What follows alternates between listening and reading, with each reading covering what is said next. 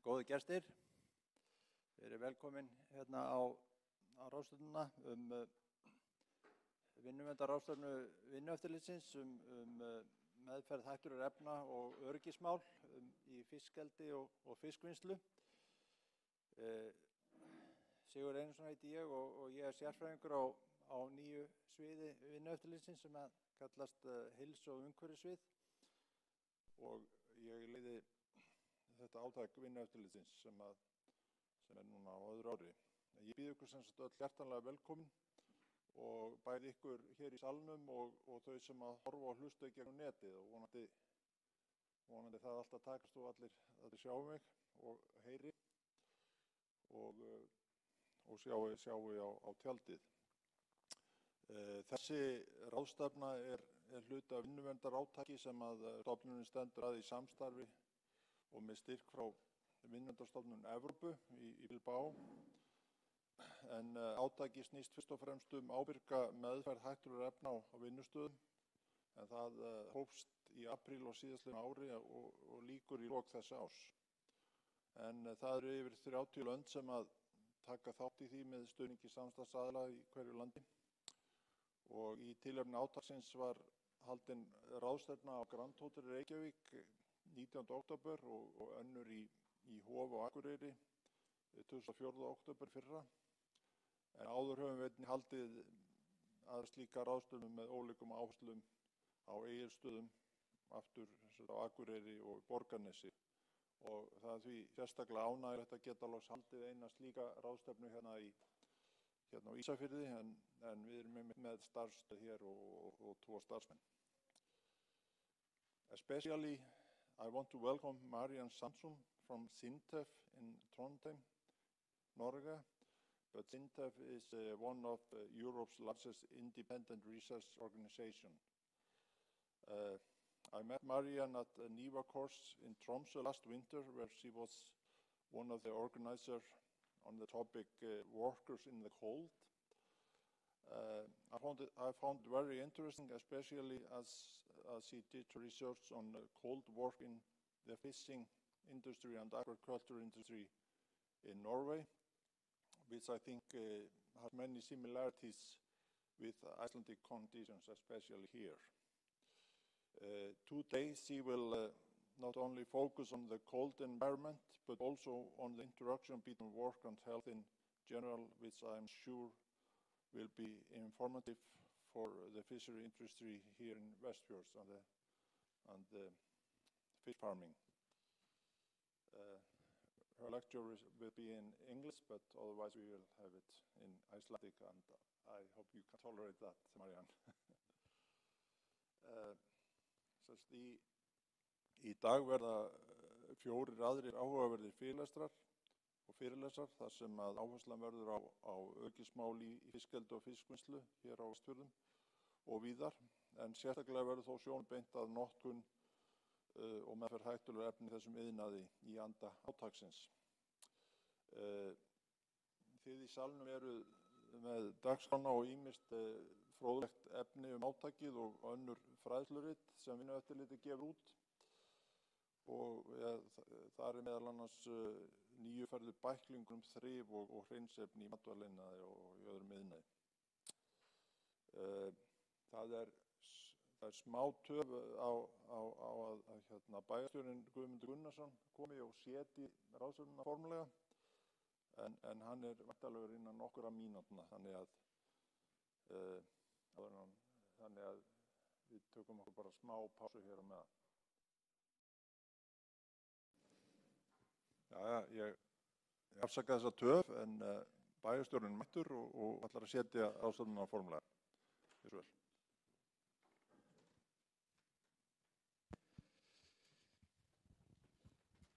Komið sæl. Þeir ekki okkur í mér. Nú þarf ég bara að ná andanum. Ég bið ykkur innilegar velvirðingar á þessi töf. Hún er skrifast alfarið á mig.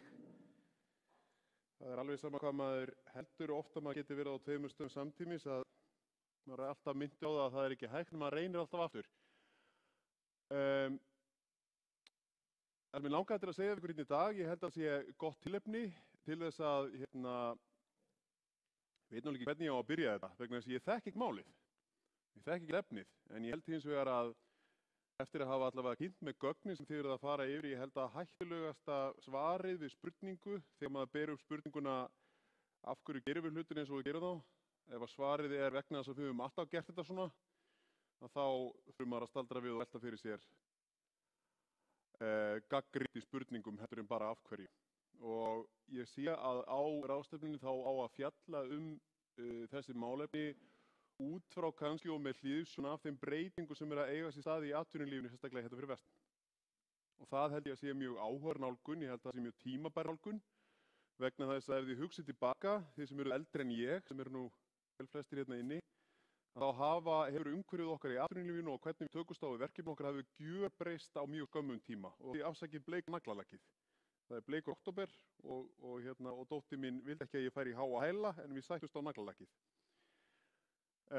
En ég held að hlutirnir hafa breyst svo mikið og hvernig við vinnum og hvernig við nálgumst vinnun okkar, hvernig við nálgumst öryggi í vinnunni, þetta er allt annað umhverfi, þetta er allt annað verkefni sem við erum að eiga við heldur en fyrir bara 20 árum, fyrir 30 árum, fyrir 40 árum. Ekki bara hvernig nálgumst verkefninu og hvernig atvinnulífið hefur hreinlega bara breyst. Ef þið hugsið bara þegar ég var að alast upp hérna í vestan, þá voru þetta sjávarútvegsbyggðir. Það voru annaðhvort allir sjómenn eða í fjölskyldu sjómanna eða í mjög tengdum störfum verslun eða þjónustu sem voru tilkomin vegna sjávarútvegs. Það er ekki þannig lengur í dag. Og bara það að við séum að horfa fram á svo til nýja, þó hún sé tengd atvinnugrein sem fiskeldi, að koma með því fleiri viðfangsefni, fleiri verkefni, heldur bara það að planta einhverju nýju inn og við ætlum að gera þetta rosalega vel og passa vel upp á umhverfið.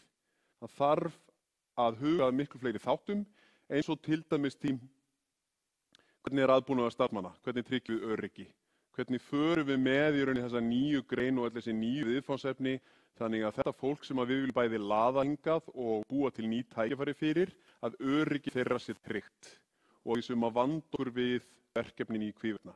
Og það held ég að sé svona örugglega rauði þráðurinn í því sem verið að fjalla hérna í dag. Hvað felst í þessu? Hver eru áskoranirnar? Hver eru verkefnin? Og ég held að þetta sé bara góður tímapunktur. Við segjumst alltaf standa á tímamótum og það ásennilega alltaf við, en sennilega hefur það sjaldan átt eins vel við og þessi misserinn. Þannig ég vonast bara til þess að þetta verði gagnlegt fyrir ykkur sem hérna eruð. Ég vonast til þess að þið munu læra eitthvað nýtt og ég vonast líka til þess að þeir sem eru hérna til þess að tjá sig við ykkur ná að koma til ykkur einhverjum skilaboðum og því farið einhversu ríkari frá þessu heldur en þið voru fyrr. Að endingu þá vil ég bara taka það fram að ég á dálítið erfitt með að hugsa til vinnueftirlitsins með einhverjum híhug þessa dagana.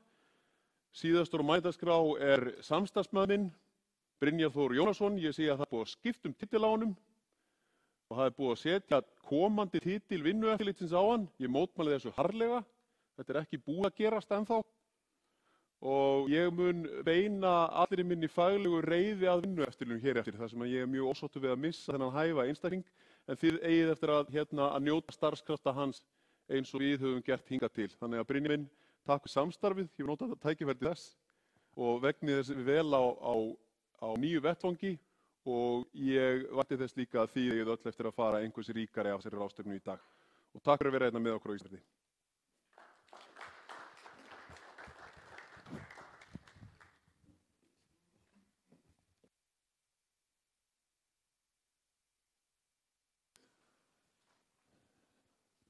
Já, við þökkum Guðmundi Gunnarssoni bæjarstjóra fyrir hans innlegg hérna og ágætis áminningu hvað við þurfum að passa upp á þegar kemur að öryggi starfsmanna.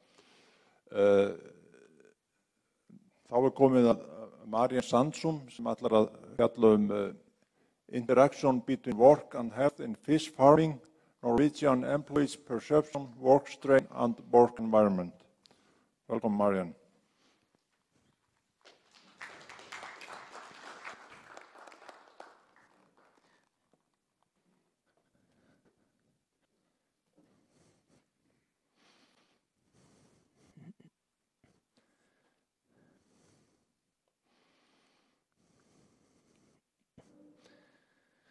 Thank you, everybody. As I was introduced, the title of my presentation is Interactions Between Work and health in Norwegian fish farming, workers' perception, work strength, and work environment. The results from this presentation is based on the project Safer Operations and Workplaces in Fish Farming, which started in 2016 and will be finalized this year. The project has included 4 related topics, as you can see there. And it has been a cooperation between SINTEF and NTNU, the Norwegian University of Science and Technology. SINTEF is one of Europe's largest independent research organizations and has approximately 2,000 employees from 75 nationalities and 3,700 customers. SINTEF is mainly performing applied research for customers within technology and innovation, and the researchers are working across disciplines from renewable energy to transport, micro, nano, and biotechnology. And in this project belongs mainly to 2 of these areas, ocean space and health and welfare. The Norwegian aquaculture industry is a highly profitable producer of Atlantic salmon. The industry is exported to a global market and creates great economic values and employment in aquaculture companies and related industries in Norway. In Norway, the aquaculture industry employs around 6,400 people in 162 fish farming companies, and mostly of these are lying along the coast. Salmon throat is close to 100% of the total biomass measured in tons, and it's desired to increase this production. This means that fish farms have to be moved to more exposed areas, and the workers will be exposed to more extreme climate. The main production technology in Norwegian salmon aquaculture involves sea-based fish farms, and net cages with float-in collars accessed by boat. At any given fish farm, 3 to 6 employees and an operational manager work to ensure the safety, welfare, and growth of fish. And as I said, the industry wants to expand the production to both on and offshore locations. But growth requires challenges related to sustainability, including escape of farmed fish, prevalence of salmon lice, and access to sea-based production sites to be solved.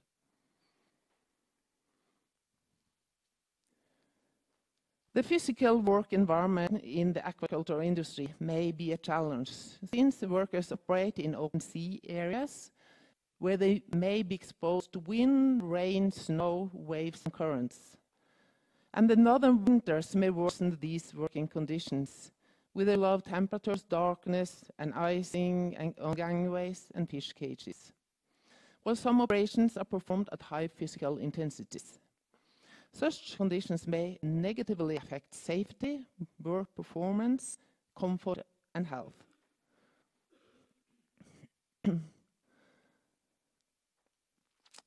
This challenging work environment also results in occupational accidents in Norwegian aquaculture, shown in different statistics, as I will show you a little bit about now. This graph shows the number of occupational fatalities in Norwegian aquaculture from 1982 till 2017. Last year, 1 fatality was registered, and that was on a wellboat. The fatalities is shown in decades here on this graph, and the type of activities or operations are shown with different colors. The first decade, as you see here, the first decade, Transport accidents dominated, but during recent years, most fatalities happen during service and maintenance operations at farms. This is a trend we see. The equipment and vessels are of better quality, but handling strong forces with, for example, cranes or winches is a cause of fatal accidents.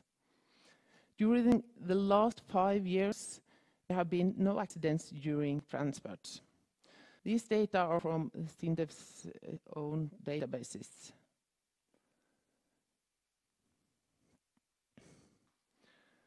Risk assessments are mandatory, and they should cover the areas shown in this figure. The requirements for risk assessments in Norwegian aquaculture are found in several regulatory documents. Thus, the regulations are quite fragmented in this matter. 5 regulatory authorities are responsible for different parts of the regulations. The Fisheries Directorate, as you see up there, is responsible for technical requirements of fish farms and fish escape prevention. The Maritime Authority is responsible for technical requirements of vessels. The County Governor for Environment. The Labour and Inspection Agency for Health, Safety and Work Environment. And the Food Safety Authority is responsible for fish welfare and food safety. So it's a lot of different parts responsible for different types of areas here, which may be confusing for many people. And this regulatory authorities includes inspections and audits of how well their procedures comply with their requirements.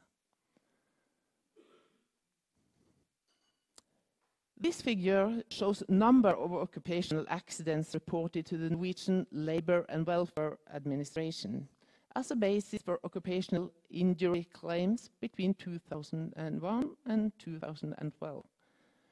The line is injuries per 10,000 person years, approximately 5,000 employees. The number of reported injuries has decreased, and the number of employees have increased, thus a declining injury rate. This slide shows the mode of serious injuries in the period of 2011 and 2014. And we see that the blow by an object, entanglement, or crush and fall is dominating. The many injuries caused by electric tension has made the fish farmers replace the feeding tubes with non-static material tubes. And as you see, injuries caused by chemical is also quite high. And this figure shows injured body areas, and the highest injury rates are shown for the head and electrical charge for the whole body. It's not shown here, but musculoskeletal disorder are very common, so I will come further back to that topic. So our study, the objective was to study employees' perceptions of the interactions between work and health, and to study the work strain, the thermal physiological responses, and work-related exposures in the Norwegian fish farming industry.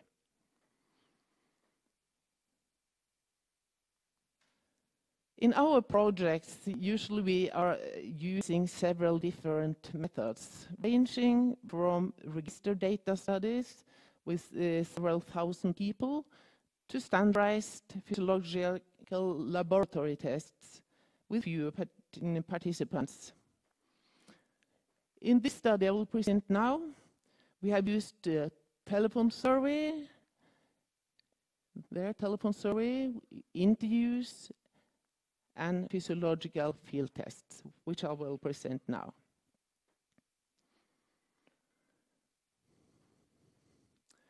First, I will present some results from the employees' perceptions of interactions between work and health. In performance to the survey were recruited by contacting 40 different aquaculture companies at different geographical locations and of different sizes in Norway. And a professional polling company conducted the survey by telephone.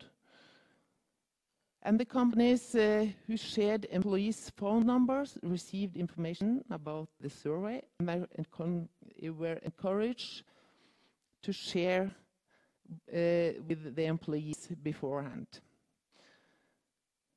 So the researchers did the questionnaire and the polling company performed the survey. In the telephone survey, 447 subjects participated, and more than half work as fish farmers or operators. Operation manager have the main responsible at the fish farm, and the service vessel crew assist with several operations. Age was evenly distributed, but the majority was in the age groups between 25 and 54 years old. And many of the participants had long work experience. More than 38% has worked in the industry for 15 years or more. And the telephone survey included questions about self-reported exposure, work-related health complaints, health status, job satisfaction, work-related sick leave, work-related health complaints, and safety climate. And when we asked how the workers out at the fish farms perceive their own health, the majority perceive their health as good or very good. This was also seen when dividing the groups into fish farmers, operational managers, and service vessels or others.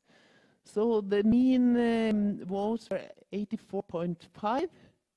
They answered good or very good health.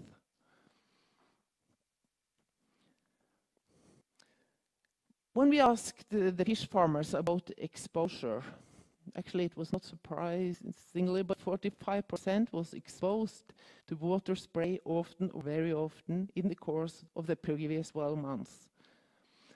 28 to 33% reported they were exposed to strong wind, noise, and cold environments often or very often. Whereas upper body bent or twisted, repeated monotonous work, and heavy lifting was also frequently reported.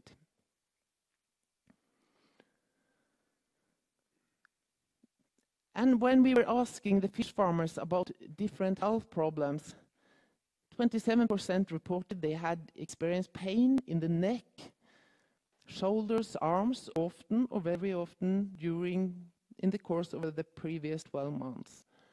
It's shown here. Back pain was the second most reported health problem, and pain in hand, and wrist, and knee, hip was also common.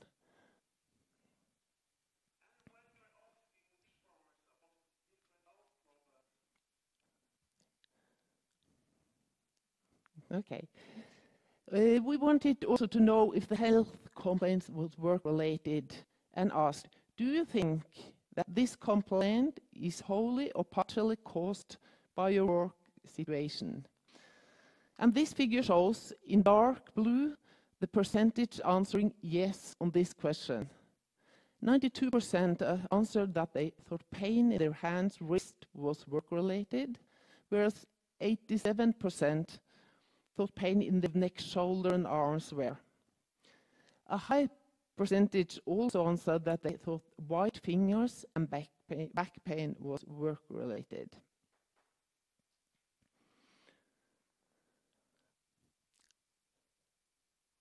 Looking at the most commonly reported work-related health complaints, that was the back pain in the neck, shoulders, and arms, When we look at this in more detail and analyze the data, it was shown that it's most common among the fish farmers with 27%. The prevalence among the operational manager was 19%, on the service vessel crew 17%, and others 16%. And when we were looking at all positions, it was most common about the older workers between 45 and 54 years old, with 32%, and for the 55 years and older with 27%. So we have this data also, all the other data also divided into occupation and age. So when asking about work-related sick leave the last 12 months, the results showed that back strain was the reason for sick leave in 29% of cases, and other strain was 13%.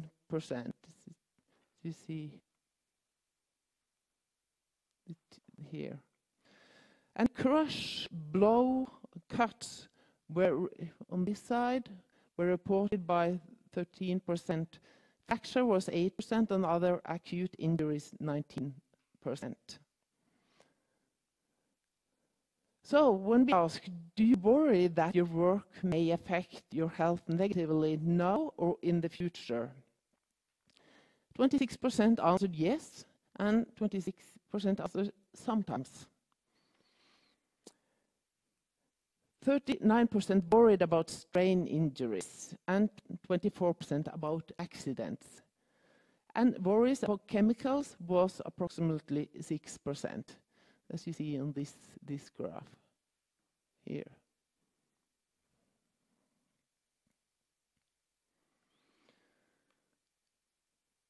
And we asked a question about, do you enjoy your work? 47% answered always, and 50% answered mostly. So the next question was the reason for job satisfaction. And several answers were possible, and the most common answer had to do with the work environment and the colleagues. As you see here, the last line there. But also the variation, the meaningful work, outdoor work, and the nature was mentioned as important factors. As one of the fish farmers said in one of the interviews,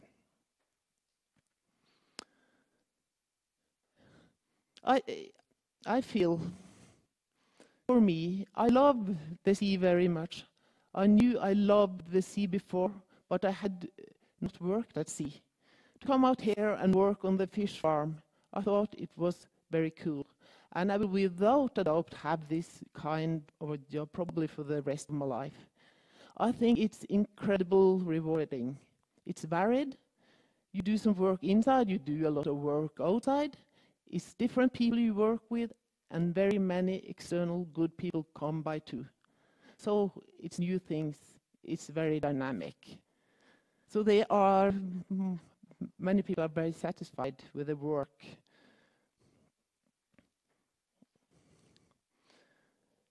So the next topic, I will focus on work strain and work environment. The work physiology group in this project study how the body functions during work and rest and by exposure to different environmental conditions. Our health, safety and performance level is a function of the interaction between exposure, the body and the work. And as you can see on the left side here,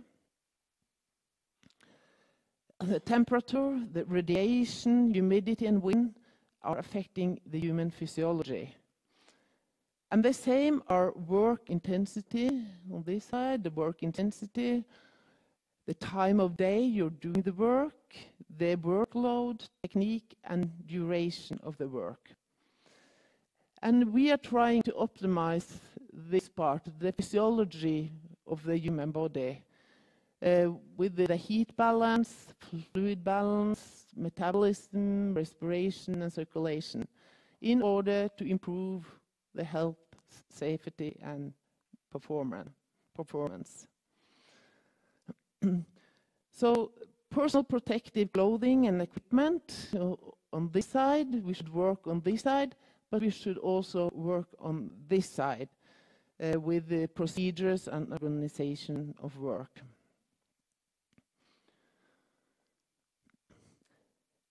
So prolonged physical work can be classified to the severity of workload. And according to this classification presented here, heart rate below 90 beats per minute can be classified as light. And, oh, sorry.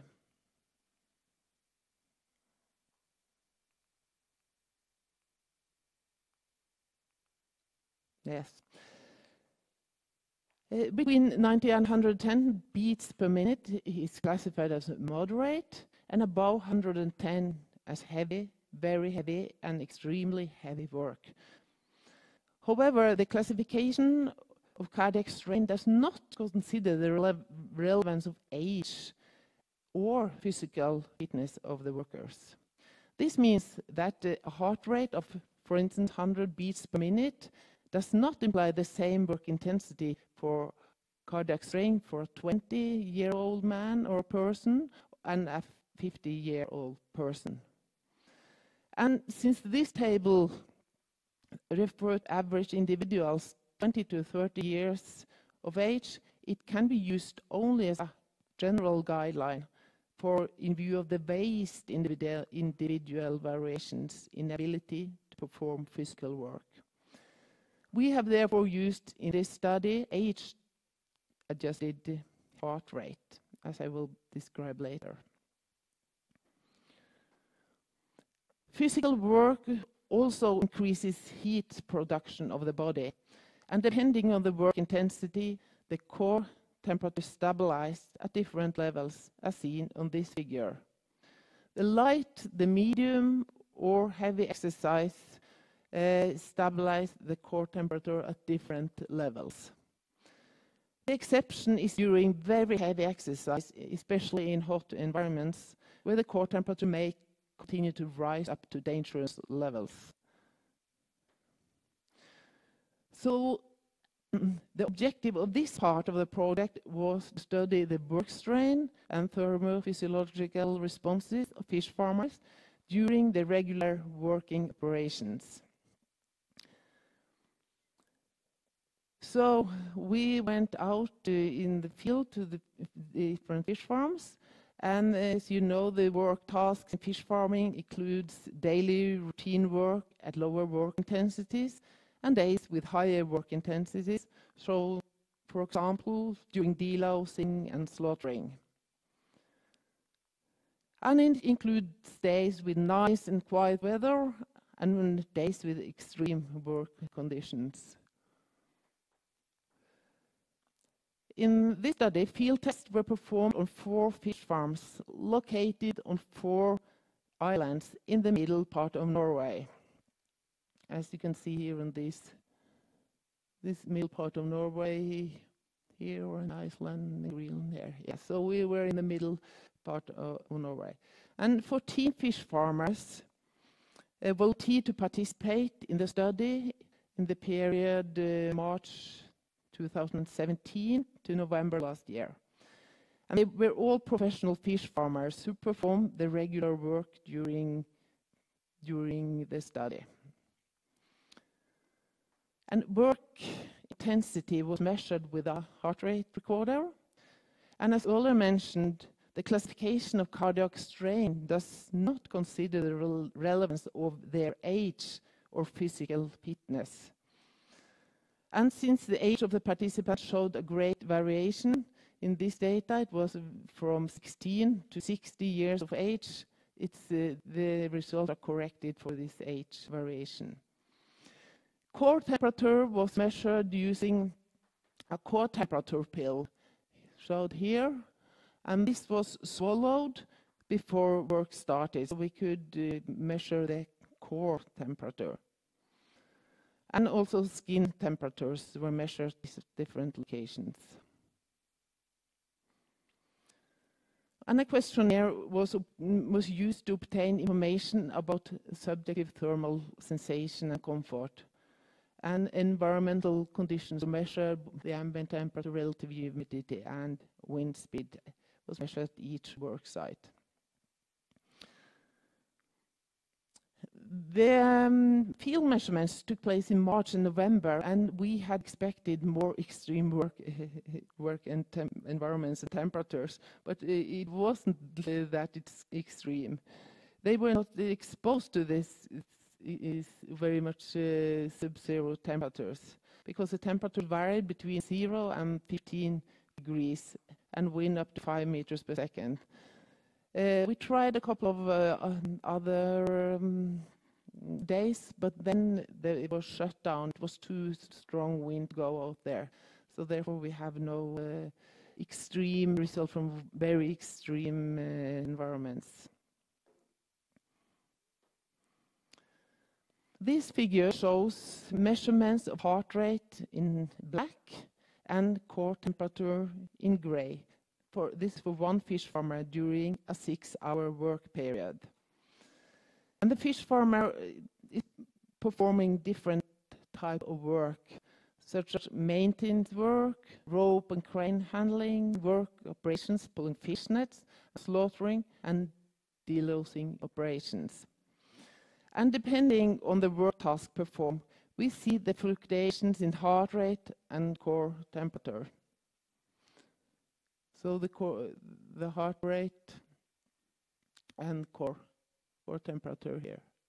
So the core temperature, and as I said, great individual differences exist in this working capacity, and practical experience has indicated that working, taxing 30 to 40% of the individual's maximal oxygen uptake is reasonable limit for physical work during 8-hour working day. This is another example from another fish farmer. This is from a second part of the day where the fish farmers performs some strenuous work operations, pulling the fish nets before slaughtering. So they are working here. And the heart rate and core temperature are shown for, this is a 24-year-old subject.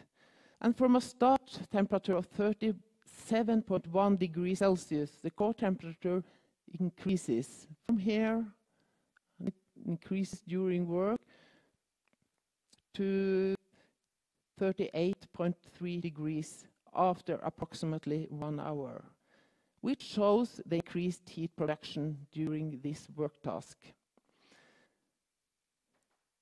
And you see also the heart rate is fluctuating, and here it's approximately 100, close to 150 beats per minute. This is classified as very heavy work. This also means a work intensity of approximately 75% of this person's maximum heart rate for a short period of time during work operation.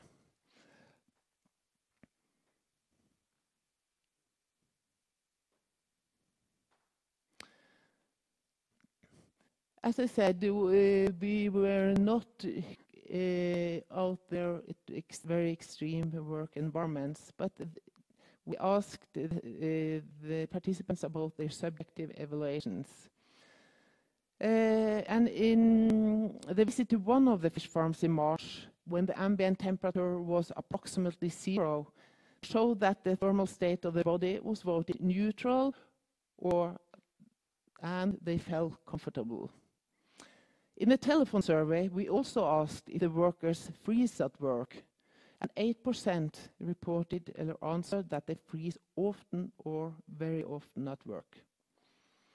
And when we asked the fish farmers, feedback from them was during periods with low temperatures of wind during winter months, the problem was mostly cold hands and cold feet.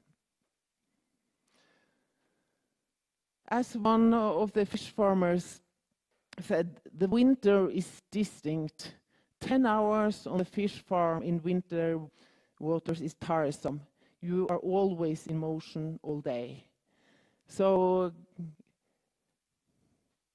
it's sometimes tough on extreme work environments. And when we're talking about cold, I will show you a few slides also from the seafood industry worker. This was performed in Tromsø, at the University of Tromsø, some years ago. It was Berit Bang et al. And the title of this publication was Feeling Cold at Work Increases the Risk of Symptoms for Muscles, Skin and Airways in Seafood Industrial Workers. And this group is also exposed to a cold and often wet environment. So the method in this study, 1,767 seafood industry workers participated in a questionnaire study, and 17 plants were visited for thermal measurements, as they showed for the skin temperature measurements. And the results were that close to 16% of industrial workers and 1.7% of the administrative workers reported they often feel cold at work.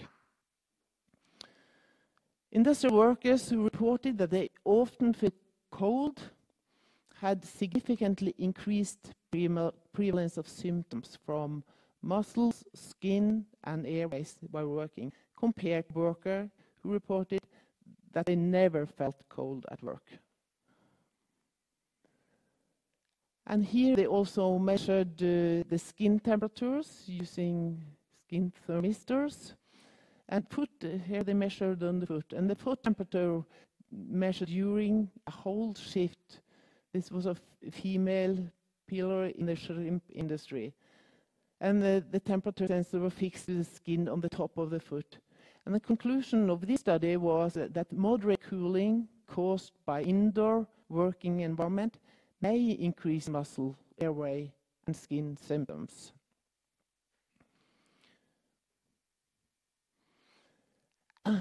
But this was also dependent on the activity level. For if you see this graph showing people who are active, middle active, or standing, you see it's the big, huge differences between these curves. If you're active, you can keep the foot temperature higher than if you're just standing. So that's also a factor with this, the activity level. Now I will show you a short video summing up the questionnaire survey. So this is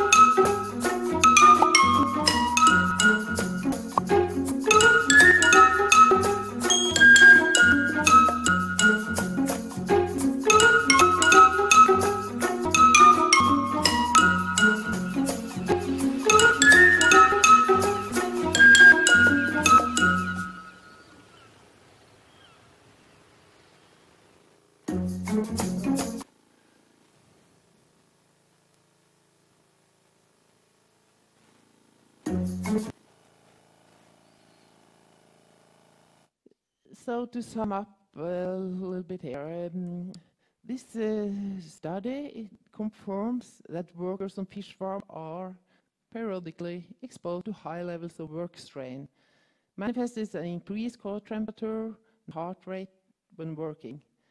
And the question study showed that musculoskeletal problems are common. And physical fitness, age, should be considered when workload recommendations are given. And combining data from the survey, the personal interviews with the employees in the industry, and the physiological measurements, this provides valuable knowledge that the companies may use to improve working conditions and health for employees. Examples of organizational safety challenges identified in the telephone survey included insufficient manning, work pressure due to long work hours during large operations, lack of training, lack of involvement of employees when new procedures are designed and implemented, and insufficient time and resources for maintenance. So what's the solutions for this? Organizational factors important to consider to help reduce employees' workload. For instance, ensure that there is sufficient manning and that all workers get adequate rest between work sessions. And technology may be a key factor to safe and healthy work environment. And technology developers should consider the challenges and need of end users. Ask the employees at fish farms, for instance, when designing the equipment. And so from this project, there are 2 reports and 1 publication now available, and more publications are coming. So the 2 to the right here, Occupational Health and Safety in the Norwegian aquaculture industry, a study of the workers' perspective is coming soon, and work strain and thermophysiological responses in Norwegian fish farming, a field study is also coming.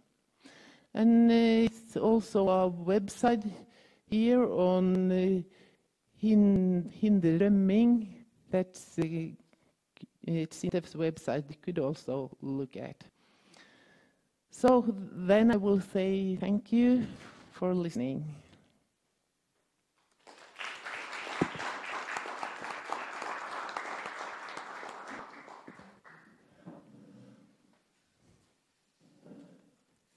Thank you very much, Marianne, for this very interesting lecture presentation. Are there any questions here for Marianne?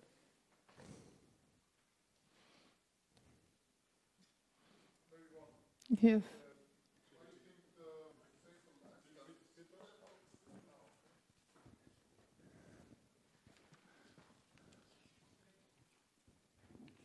Hi. Just one simple question, maybe not so simple. Why do you think the number of fatal accidents is rising again? That is rising again? Yeah.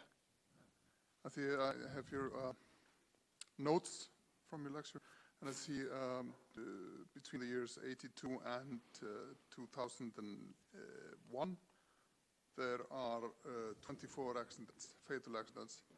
And somehow it seems to be rising again. Do you have any? Yes, are there any special figure you are looking at? Yep. Well, it's just something I got sent from.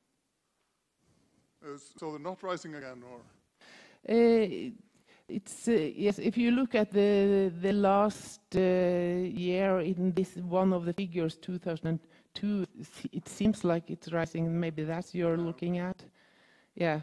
But it has actually been decreasing the occupational injuries. Okay. Yes. So it's More maybe- people are working in this occupation, and but the accident rate is increasing. But if you look at every single year, it maybe seems like the last year and this figure is increasing a little bit, but the trend is to go to down. go down. Yes. So it's not just connected to the building phase when they're growing. Maybe. Yeah. Mm. That's all.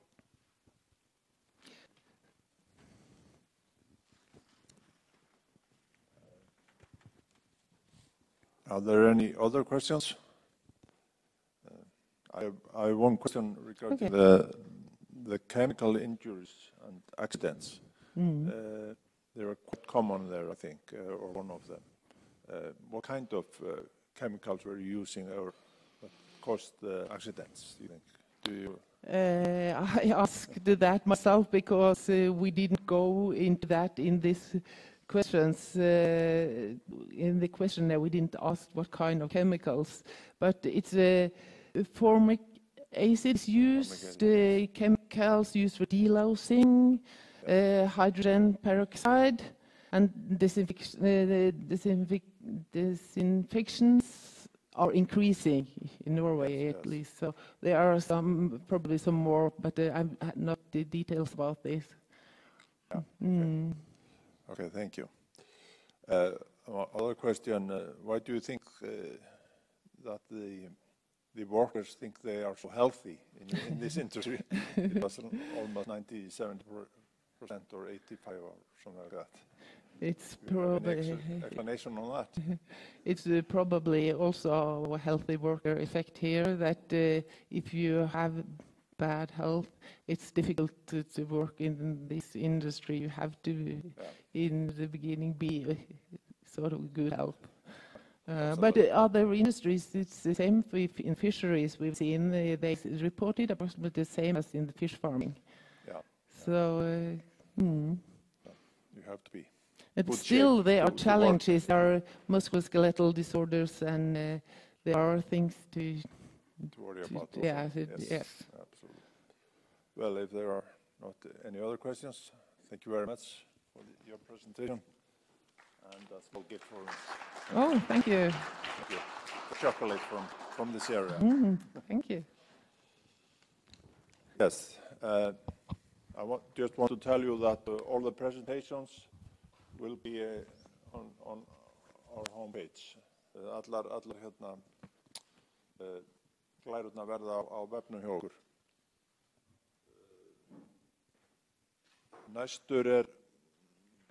Næstur á mælendaskrá Sigurður Sigurðsson, fagstjóri áhættumats hjá Vinnueftirlitinu, en hann ætlar að fjalla öryggismál í fiskeldi og áhættumat með aðstoð svokallaðs OIRA. Gjörðu svo vel, Sigurður.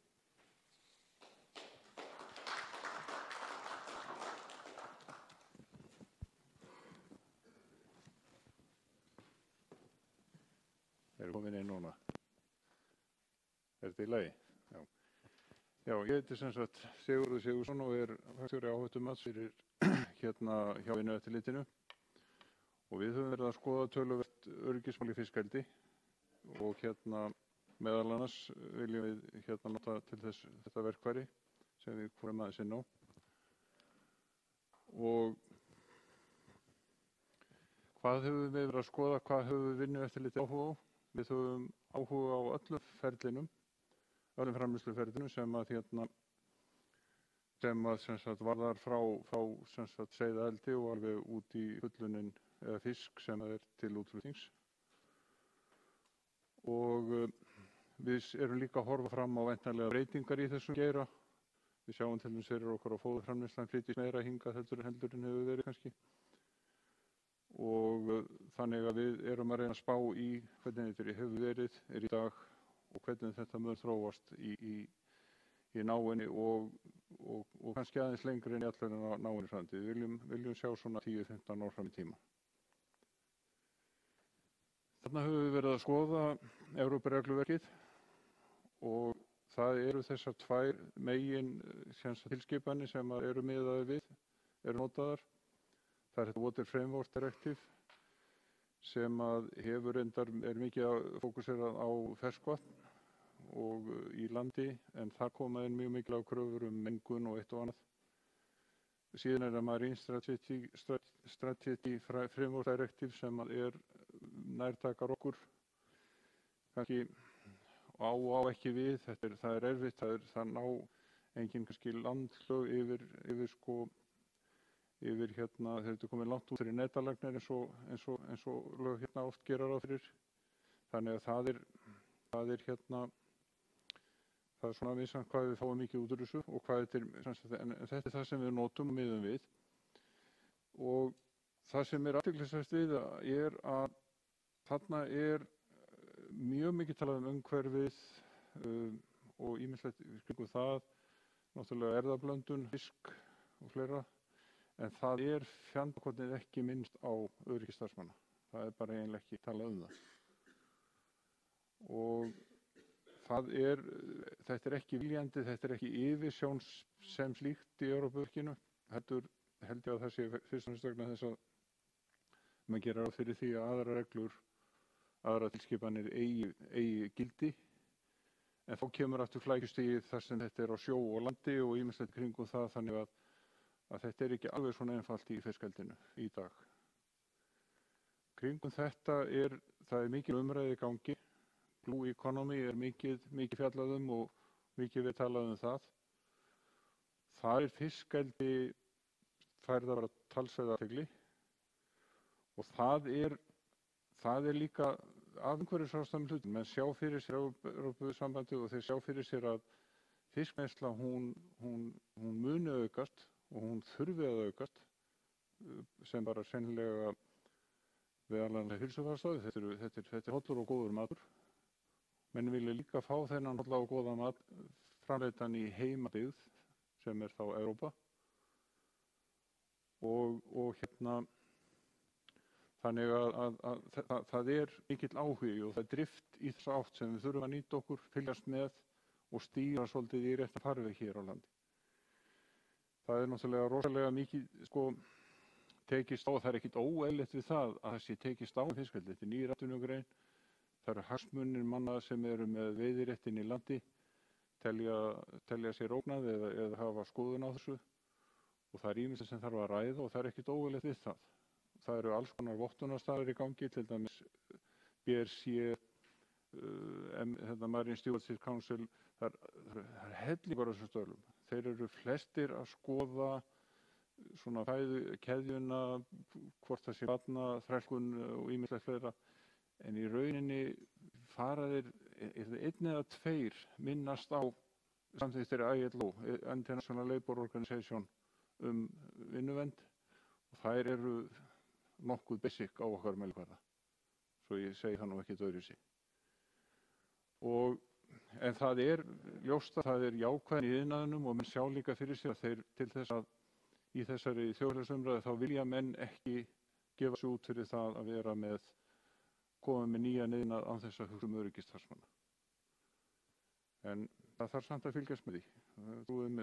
Það veitir ekki af. Norski staðallinn mikið í umræðunni, þessi frægi norski staðall. Hann í reglugerðinni í íslensku. Gallinn við hann að þar engar kröfur öryggi starfsmanna. Það 3 blaðsíður, 80, það annex B-frægur. En merkilega við það að hann merktur for information, sem sagt til upplýsinga. Þannig að þegar einhver fiskeldismaður kemur og segir mér sem eftirlitsmanni vinnueftirlitsins, við förum í einu og öllu eftir ákvæðum staðalsins, þá það alveg rétt hjá hann, jafnvel þó hann hafi aldrei svo mikið sem lesið hann. Kafla öryggismál starfsmanna. Þannig við skulum aðeins skoða, við þurfum að hugsa okkur aðeins hvaða kröfur við viljum gera. Og hvernig það Nú, það íslensku reglurnar, það eru tvær, það hérna fyrst þessu, þar þess að þarna að tryggja ákveðna þjálfun og ég leitaði í þessum staðli, þessu regluverki og starfsmaður, orðmynd af því kemur 11 sinnum fyrir í þessum 10 sinnum held ég, ef ég maður rétt, hefur það eitthvað með slysasleppingar að gera. Ég man ekki hvað eitt eða tvö af þessum skiptum var. Það var ekkert rosalega bitastætt fyrir mig sem öryggismann í hérna vinnuvernd. Næsta ákvæði þar kemur önnur reglugerð og þar talað búnað og þar gerðar heilmikla kröfur til hans. Hann þarf að vera í góðu lagi og allt það og ekkert það að segja. En þarna talað sérstaklega bátana. Skrúan má ekki fyrir nokkurn mun skemma netið en það ekkert talað að báturinn þurfi að vera þannig útbúinn að maðurinn til dæmis komist upp í hann aftur og hann dettur í sjóinn. Því miður, það ekki talað það.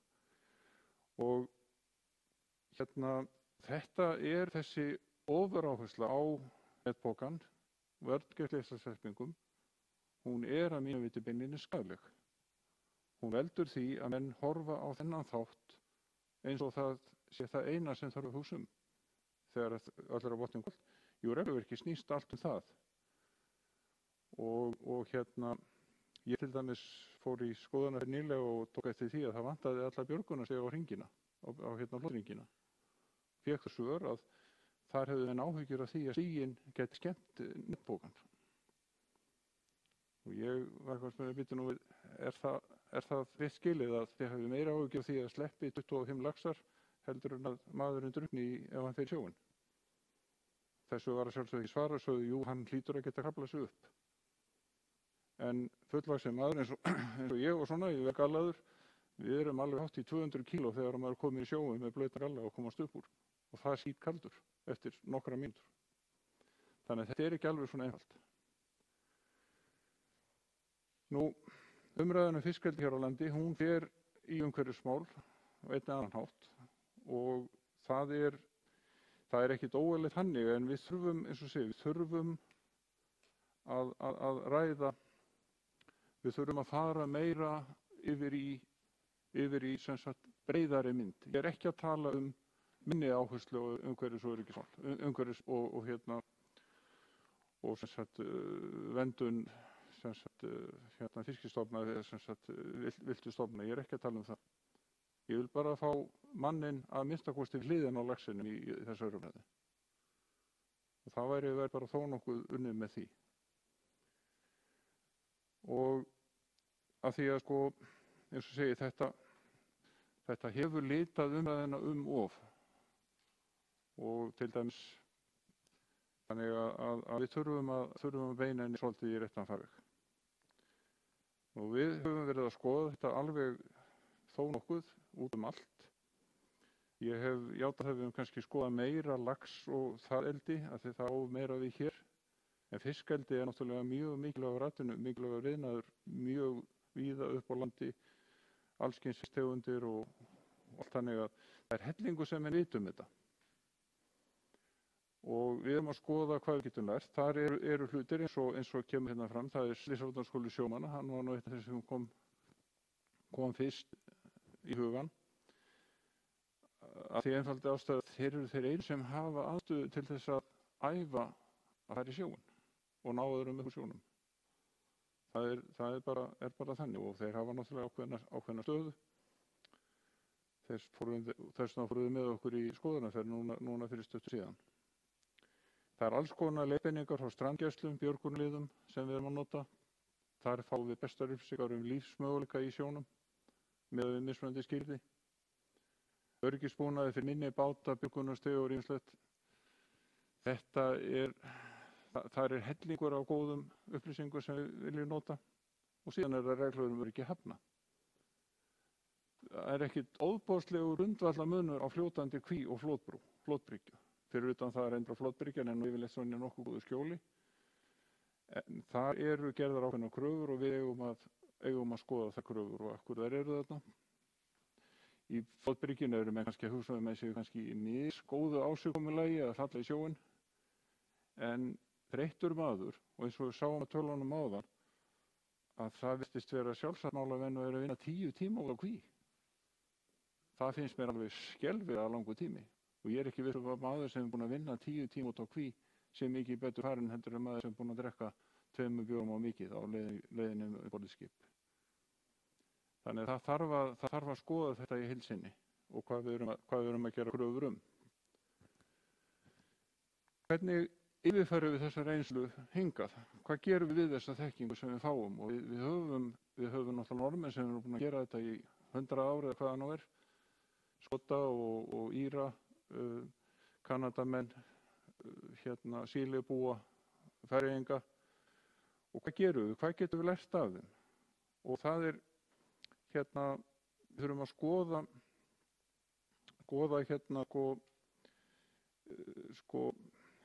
hvað eru þeir að gera? Við hvað aðstæður, hvernig verða þessar reglur til?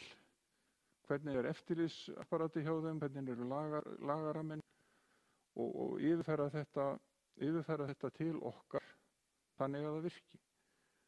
Og hafa í huga að staðbundnar lausnir á vinnustað geta verið slæmar hér, þó að séu góða þar og það geta verið, það var reynst illa í Noregi en reynast vel hér vegna þess að hér eru aðstæður aðrar. Og þetta þurfum við að meta þegar við ætlum að taka þetta inn. Við höfum enn tíma til að breyta viðhorfinu og regluverkinu í kringu þetta og ég tel að við eigum að gera það. Hvernig aftur setjum við fram þessar kröfur? Það er með mismunandi hætti. Við getum sett, það eru til í gangi almennar kröfur áhættumat sem að ég hef nú verið svolítið að vinna í. Og það eru fínar en það er margítrekað og það er mjög algengt að maður sjáu það að áhættumat er gert af ákveðinni vanþekkingu, bæði á áhættunni og líka á vinnubrögðum við áhættumat, hvernig það er framkvæmt. Og það er líka annað sem við þurfum að setja ákveðnar grunnreglur að áhættumat byggist oft á því, hvað þekkjum við, hvað er að gerast í dag, hvernig er menn að slasa sig í dag. En það þarf, sumt er ekki hægt að hafa þannig, með sem svo byggingarstöðum, það er allir að vera með hjálma. Hjálmar voru, Bechtel hreykir sér að því að hafa fundið upp hérna í Húverdam, þar sem menn voru að vinna í grjóthlíðum, þar sem voru að fá grjótið ofan á sig þar. Það voru mjög sérstakar aðstæður, þegar beinlínis kröfðust þess að menn vera með hjálmið, þau vildi leyfa þetta af. Hérna er allir með hjálma, þó sé ekki smuga að neitt fari á hausinn á þeim. En við gerum kröfu hjálma. Sama hátt með menn sem vera að fara út að vinna út á kví, þeir eiga að vera þannig búnir að þeir geti dættið í sjóinn og lifað af sem lengst, allavega nógu lengi til að það sé að bjarga þeim. Þannig að við þurfum að skoða þessar kröfur og beita þeim hér eins og það eiga við. Sjávarhiti með sér er vandamál, mikið hér eins og annar staðar. Nú við höfum verið að skoða ýmsa lágmarkskröfur sem ég fer þá hrætt yfir. Það eru gönguleiðir, það er þessar björgunarstjórar, persónuhlífa, það er til dæmis hjálmarnir. Það til dæmis kemur í ljós á skipunum eru verið að nota hjálma, skíðahjálma. Þeir þyngjast í sjó og þeir sem sagt drekkja mönnum eða þeir fara í sjó. Þeim er rífan af sér og þá kólna þeir og hratt. Þannig að það eru til betri hjálma en það og þá nota þá. Aðra lágmarkskröfur, það er áhættumat. Það er eitt sem þess hefur verið að skoða, bólusetningar. Ég held að hefði verið komið nýr búnað hér til þess að bólusetja, vélbólusetja. En svo heyri ég það með sig að handbólusetja alveg heilu kvíarnar. Þetta er mjög alvarleg áhætta. Þetta getur varðað útlífamissi. Þetta er allt öðruvísi bóluefni heldur en við erum að nota við flensu. Þetta er engin flensusprauta. Þetta er miklu alvarlegri hlutur en það. Það þarf að skoða hluti í kringum þetta allt saman. Allt í saman einmennisvinnu eða það sem aðstæður eru þannig að það eru líkur á einmennisvinnu. Það vill engin viðurkenna einmennisvinnu en hún er stunduð í vissum tilfellum og regluverkið þarf að þola ætluð brot á reglum. Og við þurfum að taka það svolítið inn í. Þjálfun starfsmanna er stórt atriði. Það er mjög mikilvægt að þjálfa og vel með tilliti til þau slys sem að líklega eru þarna og það hefur mest áhyggjur þarna kælingu. Það var talað af hverju slysum er fjölga, slysum er að fækka en umfram allt vegna aukins tæknistigs þá er þeim að fækka en þau eru líka að breytast. Þau eru að verða alvarlegri vegna hýfingar og þá fá menn oft eitthvað þungt og mikið í hausinn eða sem sagt í hliðina. Rekar í höfuði, missa meira og minna meðvitund og fara í sjóinn. þetta gerist miklu frekar við stórvirktæki eins og krana og fleira sem eru í veltingi. Þetta var ekki svona þegar menn hýðuðu allt með höndunum. Þannig að aðstæður og svona hvernig slysin verða og hvernig þau verða og hvernig er að reytast með tækniþróun. Nú, hvernig fylgjum við þessu eftir? Það er sko atriði í því að við erum að kannski koma einu sinni á ári. Það eru fyrirtækin sjálf sem búa til sínar reglur. Það eru fyrirtækin sjálf og starfsmenn þeirra sem að fylgja þessum reglum eftir og búa til þetta regluverk í kringum það. Og það er mjög mikilvægt, eins og við komum kannski einu svona árið, það er náttúrulega verið að tala um að það sé ómikil byrði af eftirliti. Ég sé fyrir mér mjög mikið samstarf milli eftirlitsaðila, miklu kannski meira en gert og ýmislegt sem að gera það létt og skilvirkt.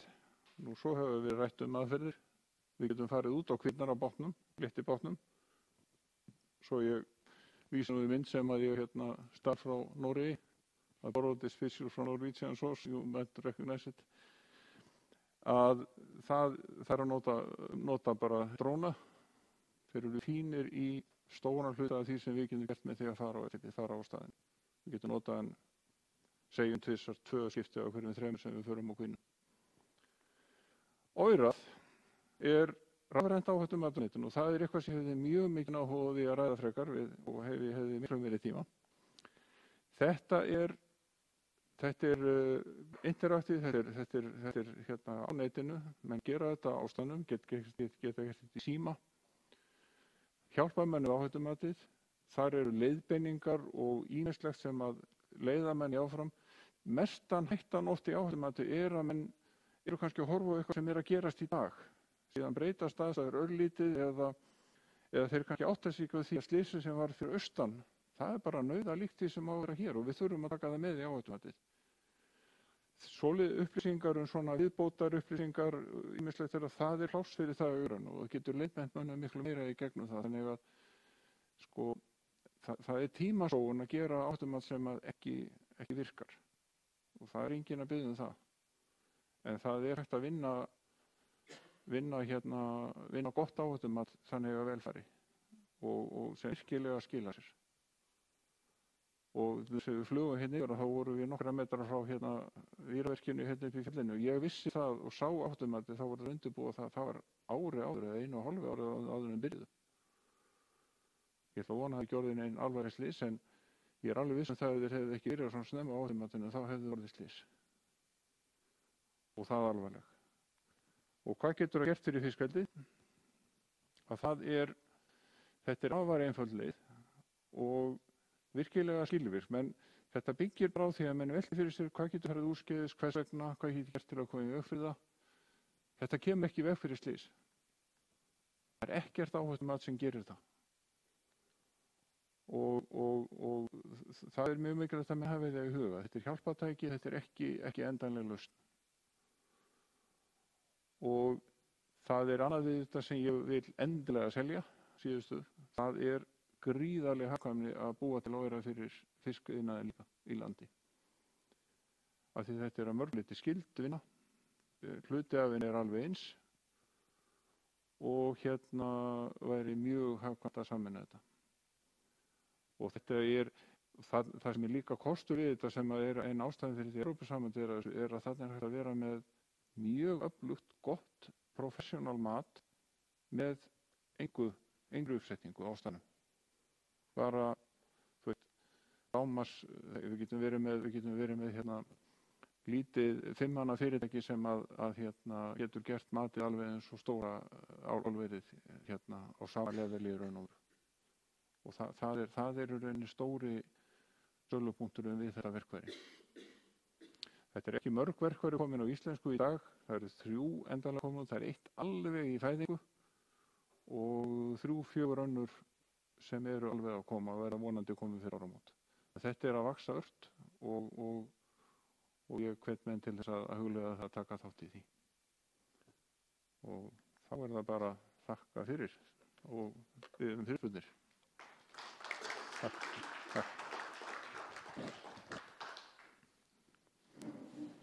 Þakka fyrir nafni.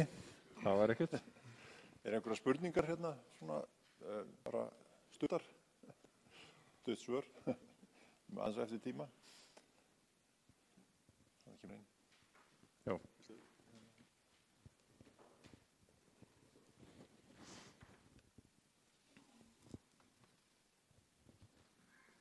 Dóra heiti ég hjá öryggisráðgjafi. Mér langaði að spyrja Sigurður og takk fyrir gott erindi þessi verkfæri sem hafa verið útbúin fyrir OIRA.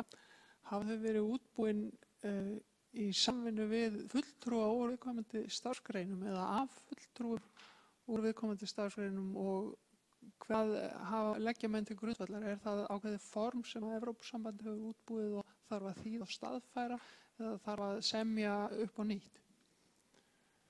Það er allur gangur á því hvernig það hefur verið gert. Við höfum kannski aftur í tíman kannski ekki alveg, við höfum gert þetta svolítið heima að hluta til. Það er að breytast. Við erum að uppfæra þau með eftir því sem það er hægt. Sko, OIRA fyrir fiskeldið hentar vel vegna þess að þetta er tiltölulega afmarkaður heimur og það er mjög gott að gera það. Fyrir eins og skrifstofun sem er annað verkfæri hjá OIRA, þá getur enginn einn átt það. Það verður eiginlega að vera í vinnueftirliti sem á það. Og þannig að við erum að skoða það og saman með fiskvinnsluna, hún gæti mjög vel átt eiganda og þú hefur nú tekið þátt í verkefni á þeim vettvangi. Og við til dæmis tókum þessi verkfæri sem er að koma út núna, verður vonandi bara næstu viku. Það er fyrir bændur. Þar var tekin góð handbók sem að ég veit að það er til handbók fyrir fiskvinnsluna. Þar var hún tekin og rauninni færð yfir OIRA. Yfir það form, upplýsingar úr henni og í staðinn fyrir að leiðbeina hvað eru góð siði, þá er leiðbeint það og séu spurt, ert þú að gera þetta? Já, ég er að gera þetta, nú þá er þetta ágreitt mál. Nei, ég geti nú kannski gert aðeins betur. Samstarfið hagsmunaaðila, það er algjör lykilatriði að það sé í lagi.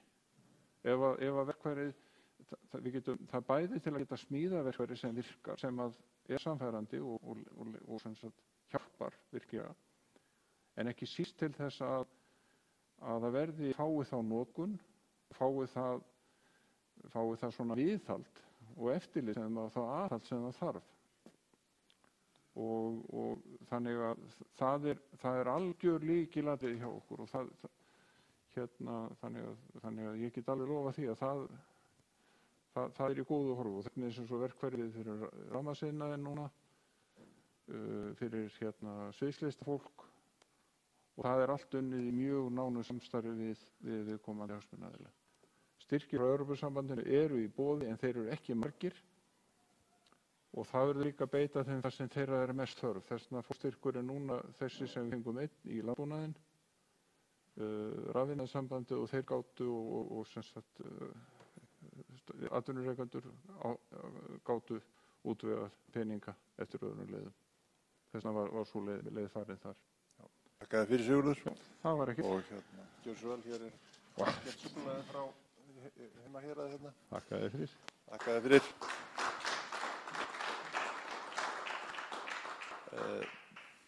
Næsti fyrirlestur er frá Silju Baldvinsdóttur en hún er gæðastjóri hjá Arnarlaxi og ætlar að fjalla öryggi starfsmanna í sjókvíaeldi.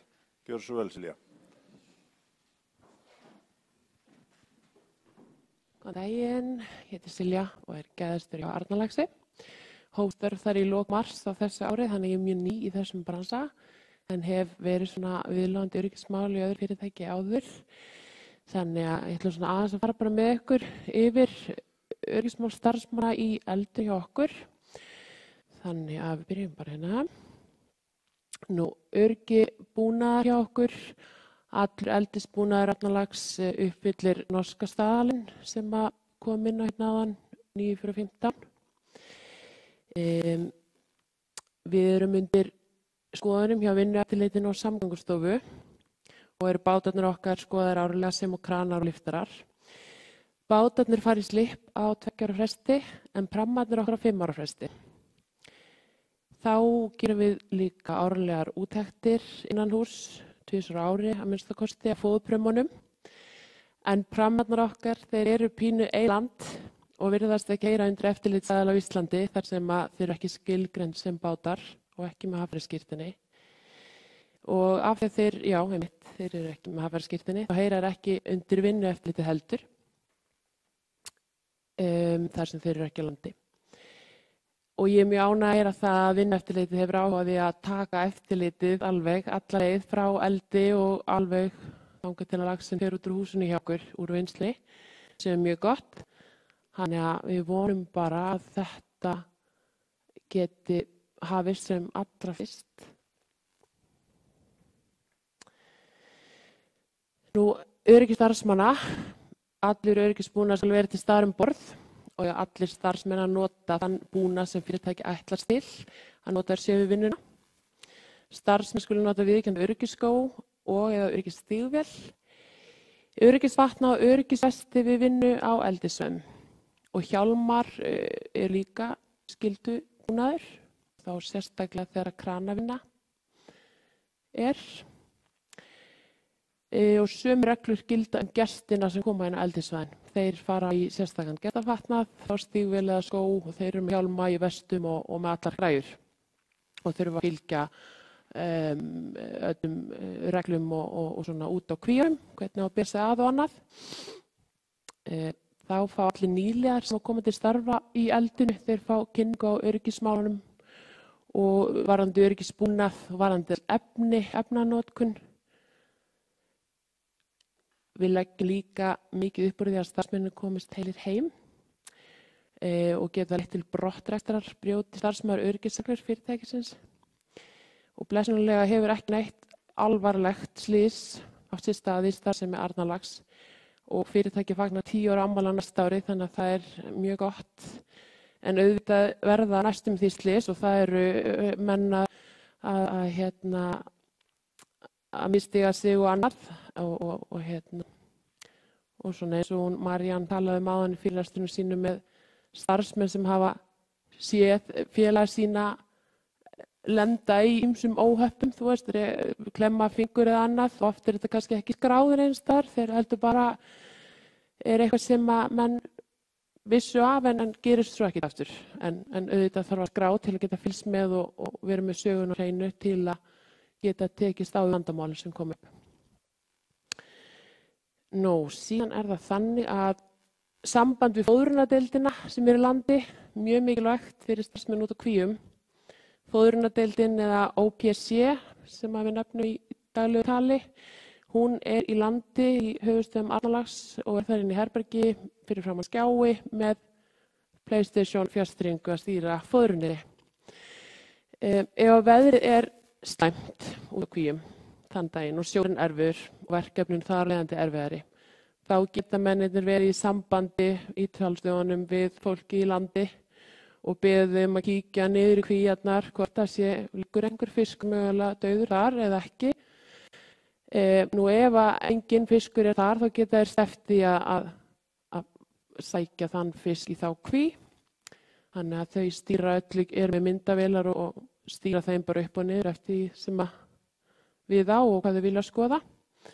Þannig að það er mjög gott og þau eru mjög góð sambandi eins og ég segi og það er mjög mikilvægt. Þannig. Og hérna er einmitt Valdimar okkar, hann er að stýra þarna fóðrun borð í pramma. Þannig að ef eitthvað gerist í landi, einhver bilun verður á svoleiðis, þá geta strákarnir sem eru út á sjó farið borð í pramman og þeir geta stýrt fóðrunni þarna. Þannig er allt samtengt. Nú, öryggi starfsmanna áfram, öll frávik, óhöpp og slys eru skráð. Og við erum með mjög gott gæðaskráningakerfi sem heitir EQS og það er kerfi hannað og búið til af fyrirtækinu Extend í Trondheim í Noregi.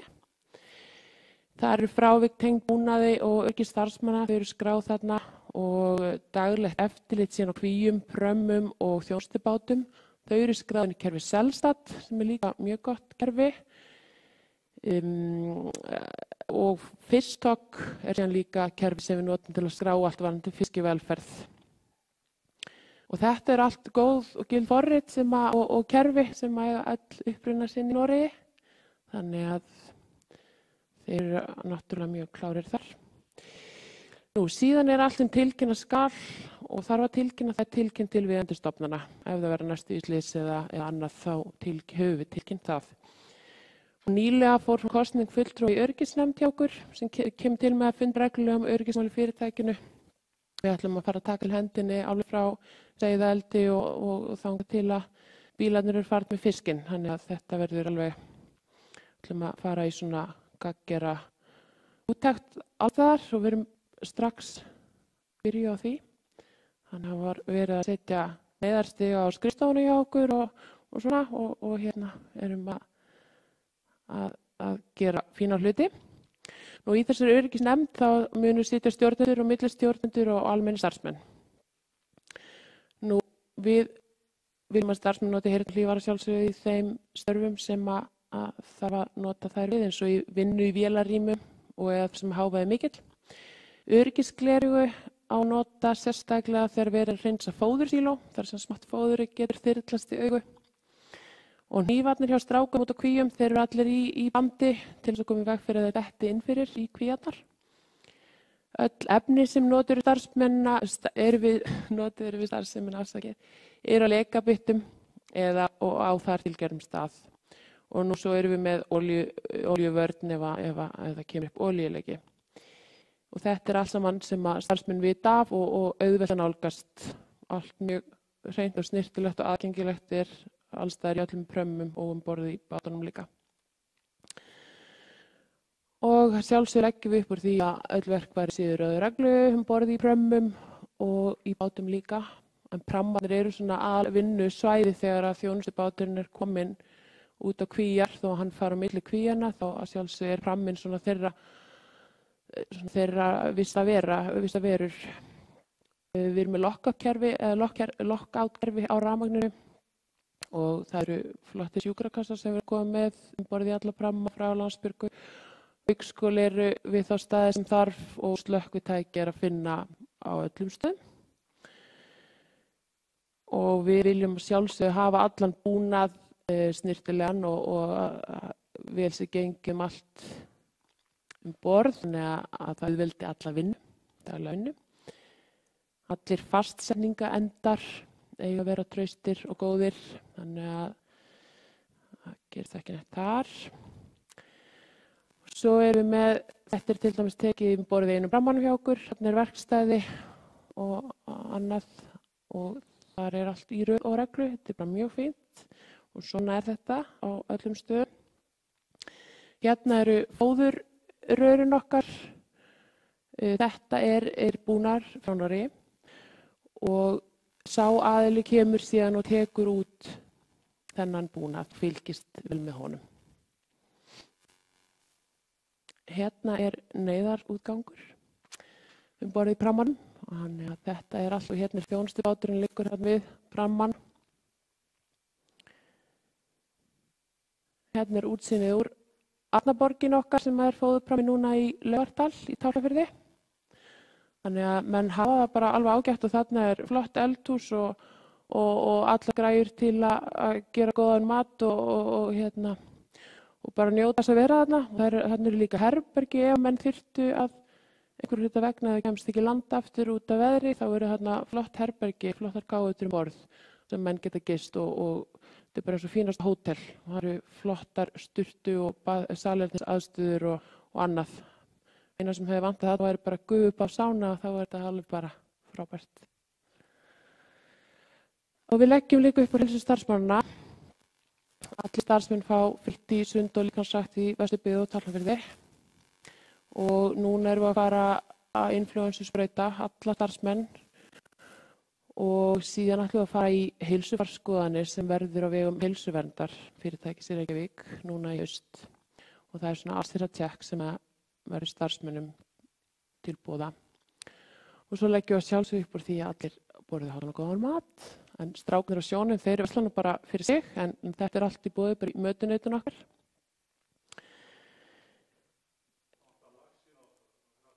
Já, ég sammálaður. Ég bara fattaði það ekki. Við vorum með mjög góðan fisk í gær í mötuneytunni. Þetta kom betur inn það. En það leggja upp úr mjög góðan mat þannig í mötuneytunni okkar.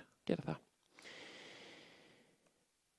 Í sumar þá ákváðum við að fjárfesta í hjartastuðtækjum fyrir allt fyrirtækið og það er hjartastuðtæki í öllum þjónustubátum núna hjá okkur, á öllum svæðum í öllum fjörðum og það er hjartastuðtæki hjá okkur bara á Bíldudal fyrir vinnslu, starfsfólk og skrifstofu og svo erum við með í Seiðeldun og Gileyri í Tálknafirði líka. Og við að sjálfsögðu vonandi þurfum aldrei að nota þessi tæki, en þetta er mjög góð fjárfesting og gott að hafa þau uppi við og vita af þeim. Ég fór eitthvað aðeins fram úr mér, ég gleymdi svolítið að lesa af glósunum mínum, þannig að ég er eiginlega bara að verða búin. Ég vona að þið séu bara með mjög margar spurningar fyrir mig. Ég get reynt að svara eins vel og ég get. Og þakka bara kærlega fyrir mig.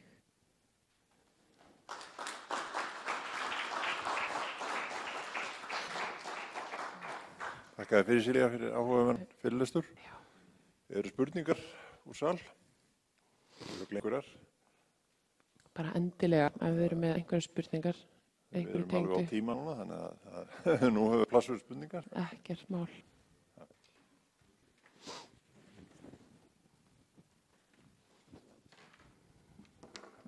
Já, komið þið sæl, Valgeir Hauksson heiti ég og er eftirlitsmaður hjá Vinnueftirliti. Sæl. Ég hef nú verið einn af þeim starfsmönnum sem hafa verið að fara í eða fylgjast með þessu laxeldi og var síðast hjá okkur í gær bara. Og ég er mjög glaður að heyra þá stefnu sem þið að leggja í með ykkar öryggisnefnd að taka þetta alla leið, það er að segja frá Seiðaeldi og þangað til að fiskurinn er farinn frá húsinu hjá okkur. En mér leikur svolítið forvitni á að vita hvort það væri möguleiki að það væri kannski á einhver stigum að við sem eftirlitsmenn getum fengið að vera með ykkur í þessu starfi. Þetta er mjög ný starfsgrein og það er margt að læra. Þó við séum búin að sjá margt, þá getum við alltaf lært betur og persónulega þætti mér mjög vænt það ef að sá möguleiki væri fyrir hendi að við getum fengið að fylgja með ykkur. Það væri bara frábært. Það væri frábært að eiga góðu samstarf ykkur og að þið kæmið að þessari vinnu við okkur. Það er bara mjög mikilvægt fyrir okkur og alveg örugglega ykkur líka. Eins og segir, þetta er ungur iðnaður á Íslandi, þannig að ég held að það sé ekki spurning. Það væri bara frábært.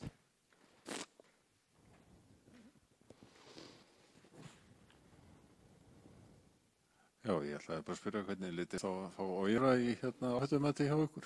Hvað segirðu? Fá þetta Oyra í áhættumati hjá ykkur. Mjög vel, ég var einmitt að púnta þetta niður hjá mér, þannig að ég bara ætla að skoða þetta bara strax á morgun. Já. Það eru fleiri spurningar, gott að kynna sig líka þegar með björnframspurningu.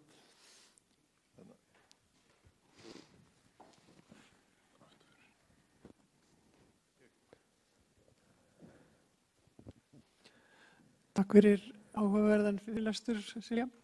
Þóra heiti ég hjá Verkís og áður. Mér langaði að spyrja, þið eru með atvikaskráningu, sem sagt slys og næstum slys og hættulega aðstæður og slíkt. Hvernig gengur ykkur að fá inn upplýsingar, sem sagt að fá skráningar frá starfsmönnum og hafið þið, sem sagt, hafið þið gert þetta nógu lengi til þess að merkja að það verði einhver breyting, sem sagt það geti gert úrbætur í kjölfar skráningana og það fækki skráningum út af einhverjum ákveðnum atvikum sem þið eru búin að bæta úr. Já, algjörlega. Við erum með, þetta EQS-kerfi er þannig uppbyggt að starfsmaður út á Kví, hann skráir atvik eins og starfsmaðurinn daginn sem að sneri upp á fótinn á sér, þannig að upp á öklan, þannig að hann skráði það og tiltók hvað var vandamálið og þá sendir hann það, þá fær svæðisstjóri þess svæðis, þá fær hann það frá veikitölupóst til sín og hann þarf að loka því. Hann þarf að skrá úrbætur og hann þarf rauninni, hvað var gert og hvernig leystum við þetta vandamál, þannig að þetta gerist ekki aftur. Þannig að hann rauninni fylgir eftir frávikinu og lýkur því og skráir það. Þannig að, og þarna þetta er líka svolítið skemmtilegt forrit af því að þarna fylgjumst við algjörlega með sögunni. Þetta taka alveg skýrslur alveg aftur í tíma frá því við byrjum að skrá og þetta sjá söguna. Og þú getur tekið út vikulegar, mánaðarlegar skýrslur bara eftir hvað þú vilt og sé fyrir hvert svæði, hversu margar skráningar voru gerðar varðandi heilsu og öryggi. Þannig að þetta er mjög gott kerfi, en auðvitað er það þannig að starfsmaður rekur sig hérna á járni og sker sig, setur þessi plástur, en hann er ekki, honum finnst það svo lítið mál, hann er ekkert að skráða endilega inn í kerfið, eins og þau viti hvernig það getur verið. Þannig að það er samt mikilvægt að þá að þú rétt svo reikið í og meðrið og þurfur plástur, þá er mikilvægt að skrá það, þannig að 10 starfsmenn á eftir komi ekki allir og geri það sama. Þannig að við getum bara pússað stálið, þannig að verði ekki vandamál meira. Þannig að það er mjög mikilvægt að skrá allt saman. Og þannig að það er svona svolítið það sem við erum búin að vera að reyna að segja starfsfólkinu okkar frá, að það er mjög mikilvægt að skrá allt, öll frávik. Og þetta er ekki bara frávik varðandi öryggi heilsu, þetta er frávik bara varðandi allt, varðandi fiskivelferð, varðandi umhverfi eða vöru galla og svolítil getur sett inn frávik varðandi kvartanir og annað. Þannig að þetta er mjög gott tól til að fylgjast með öllu saman. Það er einn þarna aftast. Já, takk fyrir. Já, Elvar.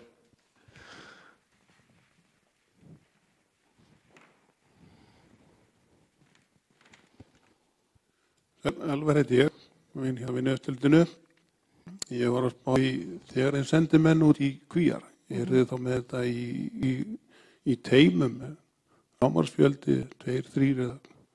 Sem að starfsmenn Kvíana, Já, Svaðana. Já, þegar sendi menn út í Kvíar. Já, þeir eru alltaf 5 starfsmenn saman sem fara á Kvíar.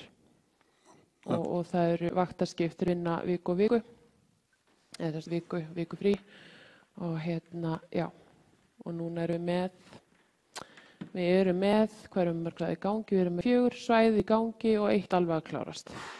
Þannig að, og svo einmitt langaði að koma inn á því við vorum að tala um BRC og MSC og allt þetta áðan, að við erum náttúrulega með ASC staðal í sjókvíaeldinu, það er staðal fyrir sjókvíaeldi og þar eru gerðar strangar kröfur varðandi starfsfólk, að við séum með þetta sinna starfsfólkinu vel, að allir séum með samninga og fái launin sín og þess aftur og við séum ekki með barnaþrælkun og að gerða miklar kröfur varðandi öryggi starfsmanna líka.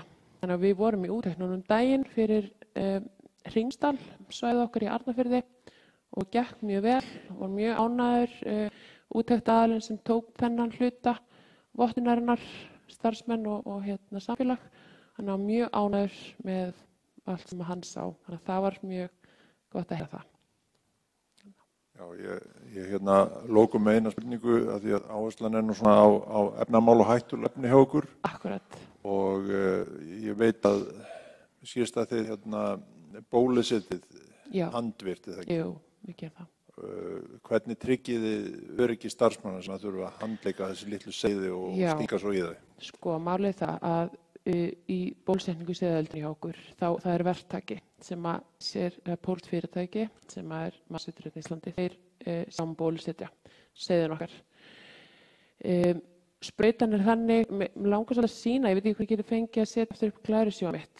Ég með svona smá vídeo, þannig að ég geti svona aðeins áttað hvernig þetta fer fram. Starfsmaðurinn getur sérst ekki stungið því hann þarf vísvitandi að setja, sprautan er svona með klemmu, er svona vörn. Þannig að hann þarf vísvitandi að setja puttan hérna inn og sjálfur skjóta nálinn inn í puttan á sér til þess að verða fyrir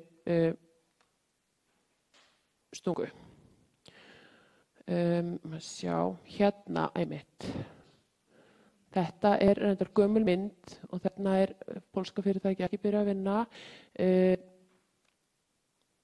Hérna er smá vídeo sem ég langar bara svona að sýna hvernig það átti ykkur aðeins á þessu. Þannig að þú þarft að taka seiðið, setja inn og svo sjálfur skýtur þú nálinn inn. Það er svona klemma utanum. Það er klemma utanum, já. En hafa komið upp slys að menn hafi óvart samt stungið sig? Og hvernig bregðist við því? Nei, það er ekki ennþá gerst. Það er ekki gerst hjá ykkur? Nei. Ekki að mér vitandi allavega. Nei. En efnið í þessu er mjög hættulegt eins og Sigurður benti á. Já, það er mjög hættulegt. Það þarf kannski að vera eitthvað áhættumat. það var algjörlega einhver tala það að maðurinn mætti stinga sig alltaf 3 stungur áður en það færi í mikil hættumörk eða yfir hættumörk. En já, skoða þetta vel. Þannig að algjörlega. Þakka þér bara kærlega fyrir. Já, takk sem leiðis fyrir mig. Smá gjöfsú. Já, takk kærlega fyrir. Takk fyrir. Takk.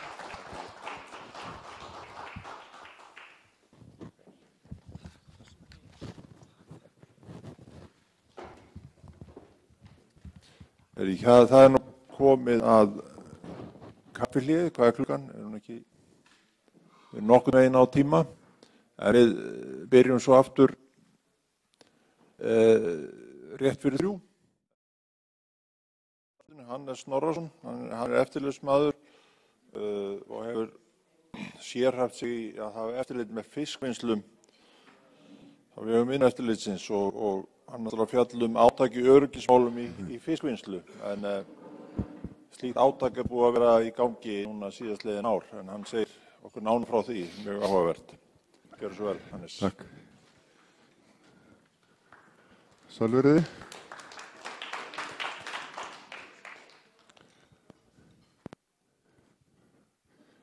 Ég heiti Hannes Snorrason, eins og kom fram, og eftirlitsmaður hjá Vinnueftirlitinu. Og ég hérna til að kynna fyrir ykkur átak hjá Vinnueftirlitinu eða átökurinni sem var til vegna hárslýsatíðni í fiskvinnslu. En áður en byrja á því vil ég segja nokkur orð. En sem eftirlitsmaður þarf ég að skoða allt vinnuumhverfið, ekki bara vélar og tæki. Það þýðir að ég lít líka á líkamsbeitingu eða persónuaðstöðu svo eitthvað sé nefnt. Þó við séum að hamast við að lagfæra hættulegu hlutina, þá megum við ekki gleyma öðrum atriðum sem geta haft langvarandi áhrif á starfsmenn eða atriði sem einfaldlega lætur þeim líða betur. Þá erum við ekki bara að tala um hættuleg tæki, heldur líka að tala um góða vinnuaðstöðu, góða persónuaðstöðu og gott sálfélagslegt vinnuumhverfi. Til dæmis mætti spyrja hvort að persónuaðstaða sé kynjaskipt á vinnustaðnum eða sturtur fyrir starfsfólk. Bara þessi atriði í nýtísku samfélagi eru áríðandi og vissulega séu aðstæður misjafnar bæði á fólkinu og fyrirtækjunum. Svona laga þeir í reglum svo ekki verður umvilst, en það eru líka viss mannréttindi að hafa góða aðstöðu. Og miðað við þá heilsueflingu sem að fyrirtæki hvetja til í dag hjá sínu starfsfólki, þá skipta svona hlutir alltaf meira og meira máli. En við spyrjum líka, hugað vinnuaðstöðunni? Þó ekki sé fyrir hendi nýtísku búnaður með stillingu fyrir starfsmanninn, það ofta hægt að lagfæra með litlum tilkostnaði, eins og að hafa borð mishá eða útvega góða palla fyrir lágvaxnari starfsmenn, til dæmis fiskvinnslu. Mottur á starfsstöðum og tilfærslega rótring starfsmanna hefur líka mikil áhrif. Ekki má gleyma efnunum sem notuð í fyrirtækinu, en það erum við núna á ráðstefnu sem leggur áherslu á öryggisnotkun efna. Spáð í öryggisnotkun, rétta persónulífar og viðeigandi fyrstuhjálp. Hægt að lagfæra aðstöðuna svo ekki þurfa að hella efnum úr brúsum, heldur láta þau renna sjálf með brúsan í festingu eða dæla efninu upp úr brúsanum og koma þannig í veg fyrir að efni gusist á starfsmannin. Eru viðeigandi upplýsingar til efni í öryggisblöðum? Það margs að gæta í þessum málaflokki og til að mynda þurfa merkingar að vera í lagi. Og sálfélagslegt vinnuumhverfi, hvað það? Hvað þýðir það með öðrum orðum? Nú, ef við hugum að líðan starfsmanna og framkomum við þá, hlustum á þeirra ábendingar sem og ekki líðist eineltið eða slík hegðun, þá erum við komin vel á veg með að hafa gott sálfélagslegt vinnuumhverfi. En hvernig forgangsraða maður?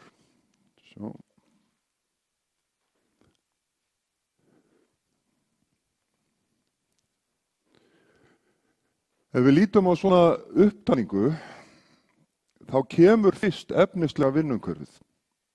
Með öðrum orðum, maður lagfærir allt sem hægt í efnislega umhverfinu. Til dæmis vélar og tæki, en líka vinnuaðstöðu og persónuaðstöðu. Þegar efnislega umhverfið í lagi, getum við einbeitt okkur frekar að einstaklingnum með þjálfun og eða endurmenntun. Kerfið, skoðum síðan sem unnið eftir og vinnuskipulagið með viðeigandi lagfæringum, til dæmis varðandi álag og einhæfni. Og öryggismenningin hefur síðan myndast þegar að starfsumhverfið er öruggt og gott, starfsmenn upplýstir og þjálfaðir og þeir finna að hlutirnir eiga að vera í lagi sem og að þeir taki þátt og bendi á það sem betur að fara. Forvarnirnar virka og brugðist er við áður en eitthvað gerist. Það er að segja, áhættumatið í fyrirtækinu virkar. En hvað virkar í raun? Hér er athyglisverð upptalning frá Peter Keynes, sem er hjá Danskri rannsóknastofu í vinnuvernd. Fræðsla, ráðstefnur og fleira, svona breytt mannleg hegðun, öryggisálfun, skipulag eða skipuryggt, öryggishandum, menning, þetta skorar ekkert mjög hátt.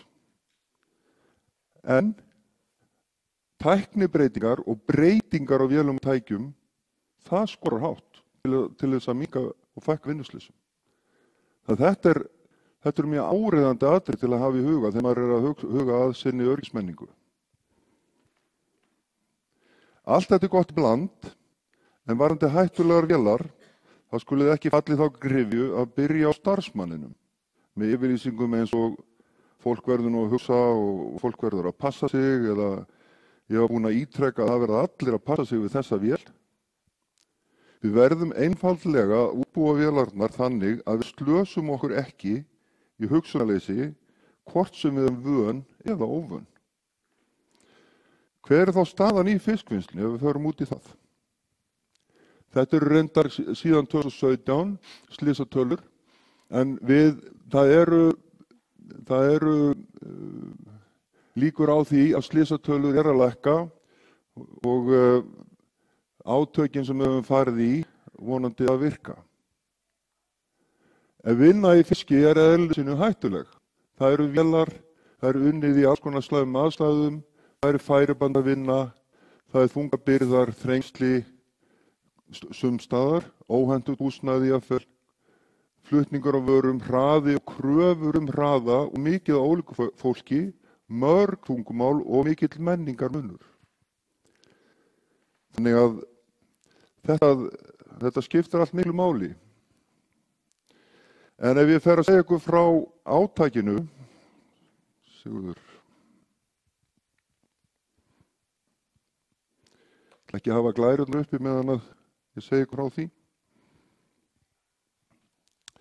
Að Ver fór fiskvinnsluátak 2013 og skoðaði yfir 100 fyrirtæki af rúmlega 200 í fiskvinnslu.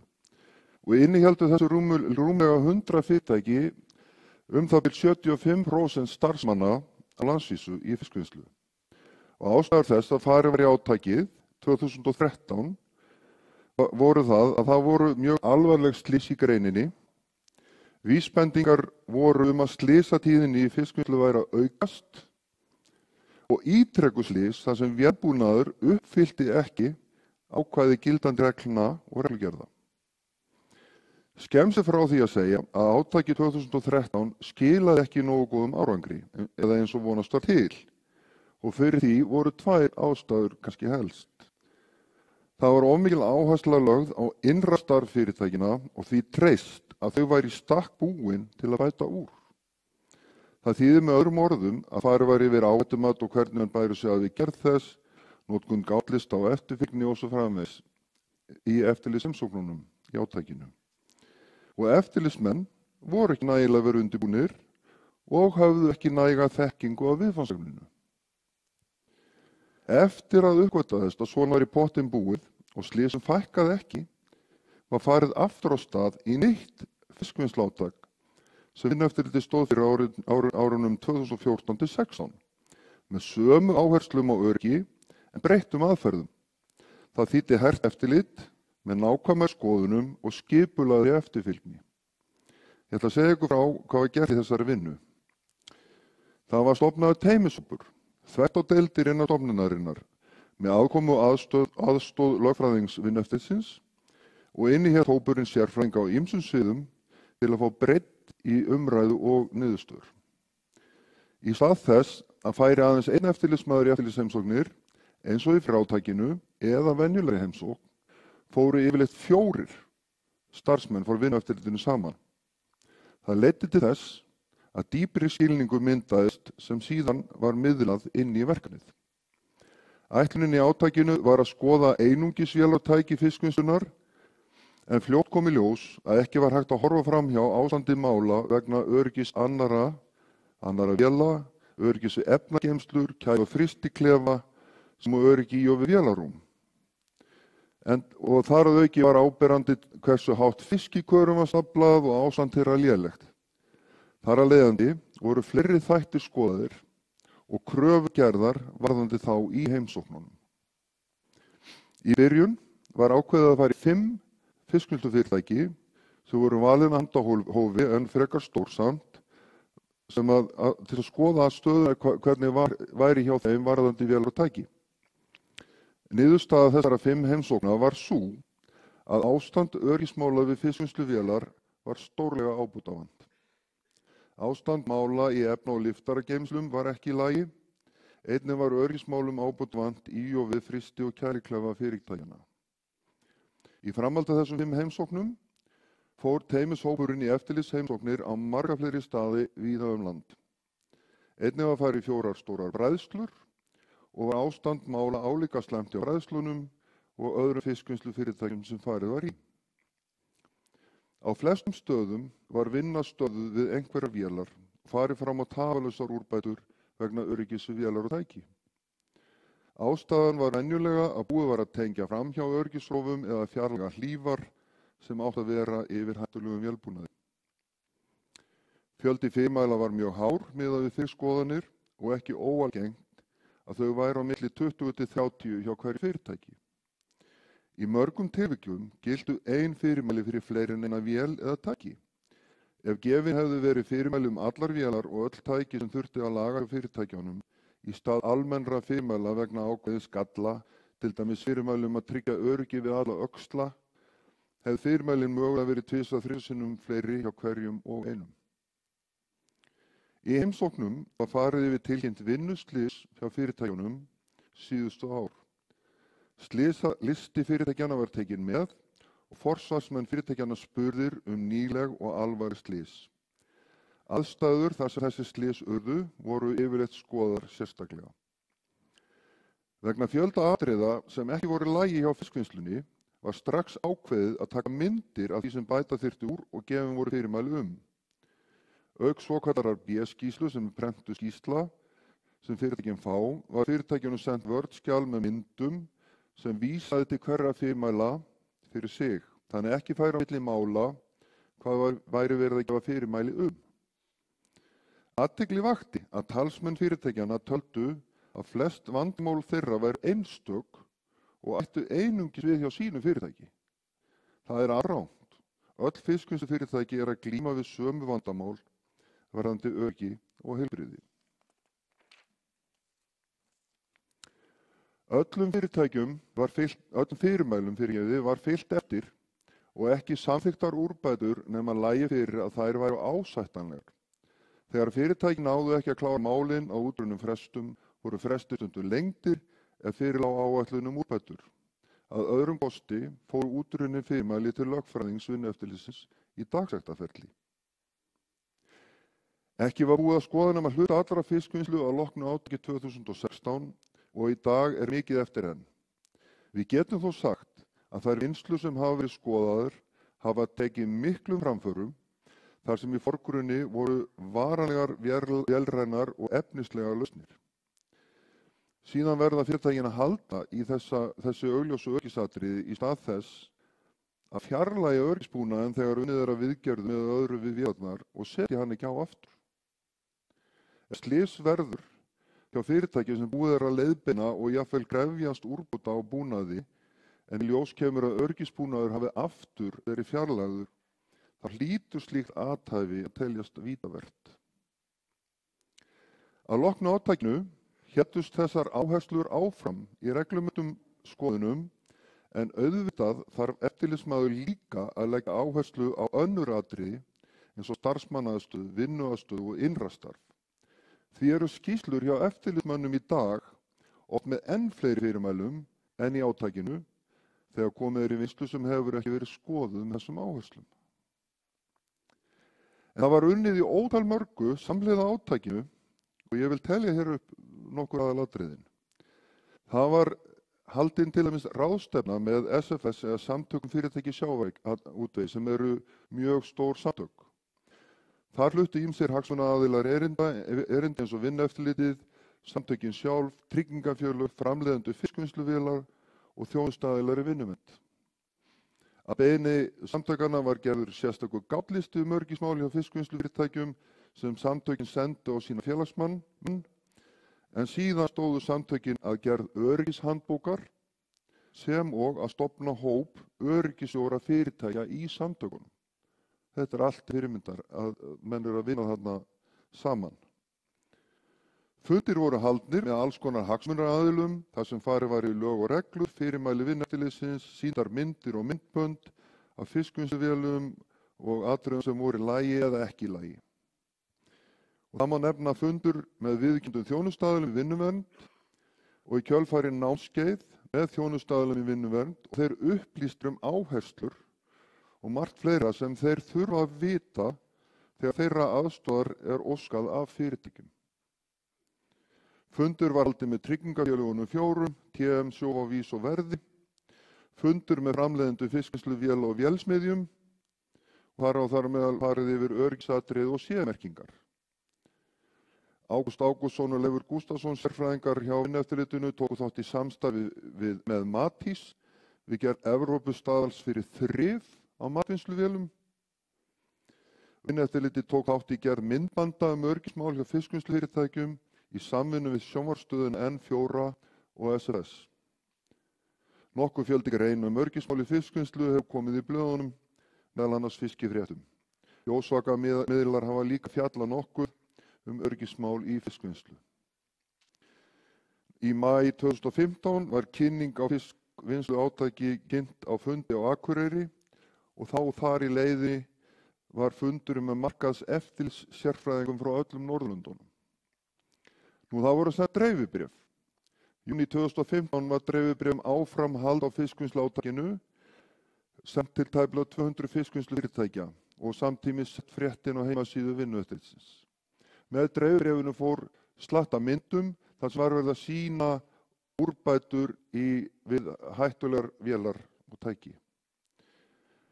Það var í október 2015 dreifibréf vegna hættulegra hausara sent út til fiskvinnslufyrirtækja þar sem voru vöruð við hættum af völdum vissra hausara. Í október 2015 var líka dreifibréf til framleiðanda fiskvinnsluvéla og boðað til fundar nóvember 2015. Það var sent á 166 framleiðendur og í kjölfari var sá fundur haldinn þar sem margir af stærstu framleiðendunum á Íslandi mættu.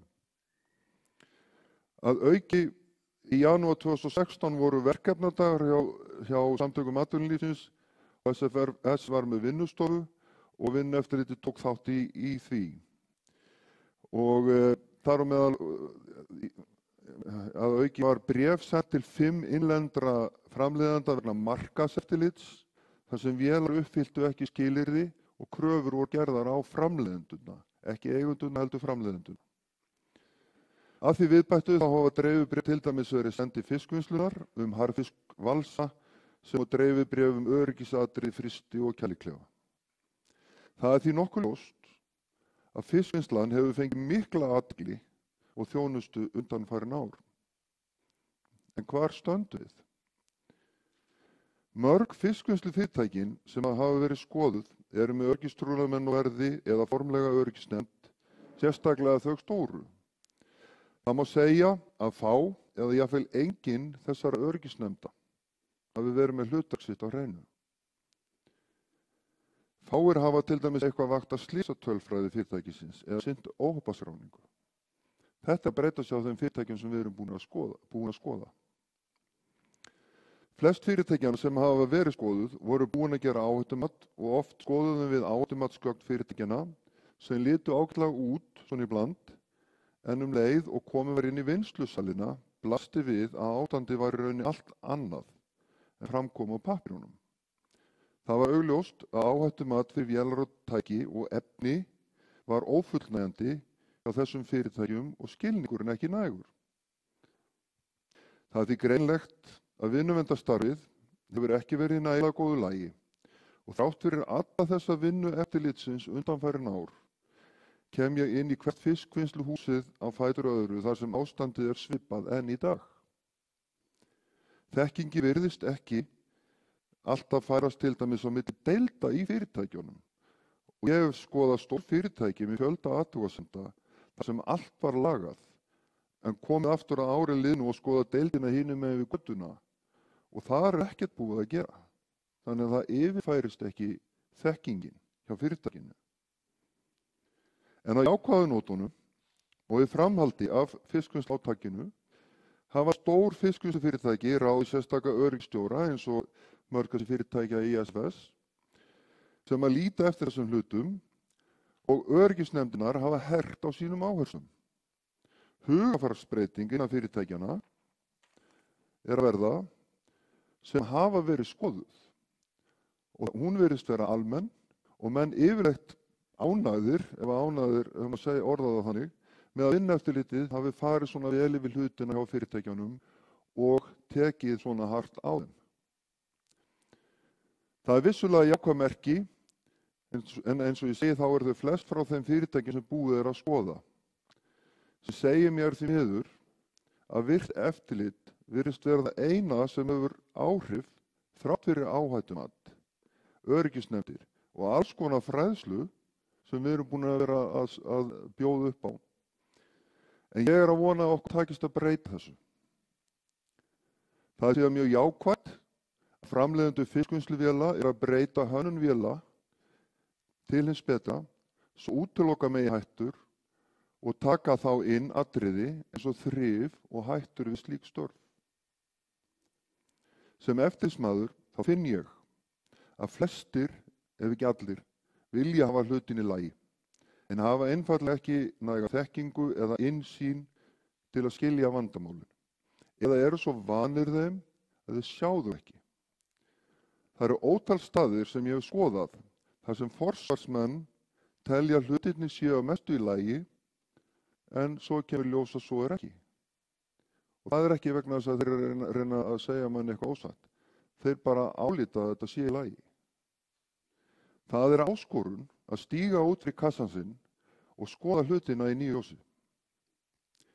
En það er nauðsynlegt svo breytingar og úrbætur megi eiga sér stað. Að gera áhættumat og viðeigandi úrbætur verður aldrei betra en svo þekking og upplýsingar sem maður býr að og maður fæðist ekkert með þá þekkingu. Það er nú ljóst. Hvað er þá hægt að gera? Hvernig er hægt að bregðast við? Númer 1. Ef hægt er að útiloka hættuna þá gerum við það. Til dæmis, neyðarstopp er ekki líf. Lífin kemur í veg fyrir slysið. Neyðarstoppi bara lágmarka tjónið þegar að slysið er orðið. En það þarf að læra að þekkja hætturnar og viðurkenna hætturnar. Ekki taka þann pólinn í hæðina að þetta hafa alltaf verið svona hjá fyrirtækinu og enginn slasa sig. Það eru aðrir starfsmenn á öðrum stöðum sem hafa slasað sig við svipaðar aðstæður. Vinnueftirlitið er með dæmi fjöldaslýsa og því gerum við okkur betur grein fyrir hættunum og höfum reynt að vera leiðbeinandi í þessum málum. Þó ekkert hafi komið fyrir hjá fyrirtækinu sem er að sjálfsögðu frábært, þá spennum við öll beltin. Er það ekki? En hvernig lærum við að þekkja hætturnar? Skipulag. Fundið þið reglulega í öryggisnefndin ykkar, annars gerist að öllum líkindum ekki neitt. Stutta svarið þjálfun í að greina hætturnar og geta hort gagnrýnum augum á hlutina. Samþykkja ekki eitthvað sem er á gráu svæði. Við þurfum að þekkja kröfurnar sem gerðir eru til vinnuumhverfisins, til dæmis einfaldan mun á fastri og lausri hlíf. Við skoðum þær upplýsingar sem liggja fyrir og tökum fagnandi nýjum upplýsingum. Þar má nefna nýjan bækling öryggi við vélar sem er hér fyrir þá sem að vilja í pókunum ykkar. En auðvitað skoða maður leiðbeiningar sem fylgir vélum sem að maður er að kaupa ef þar eru þá fyrir hendi og annað borð. Og nú mætti kannski kveikja aftur á glærunum.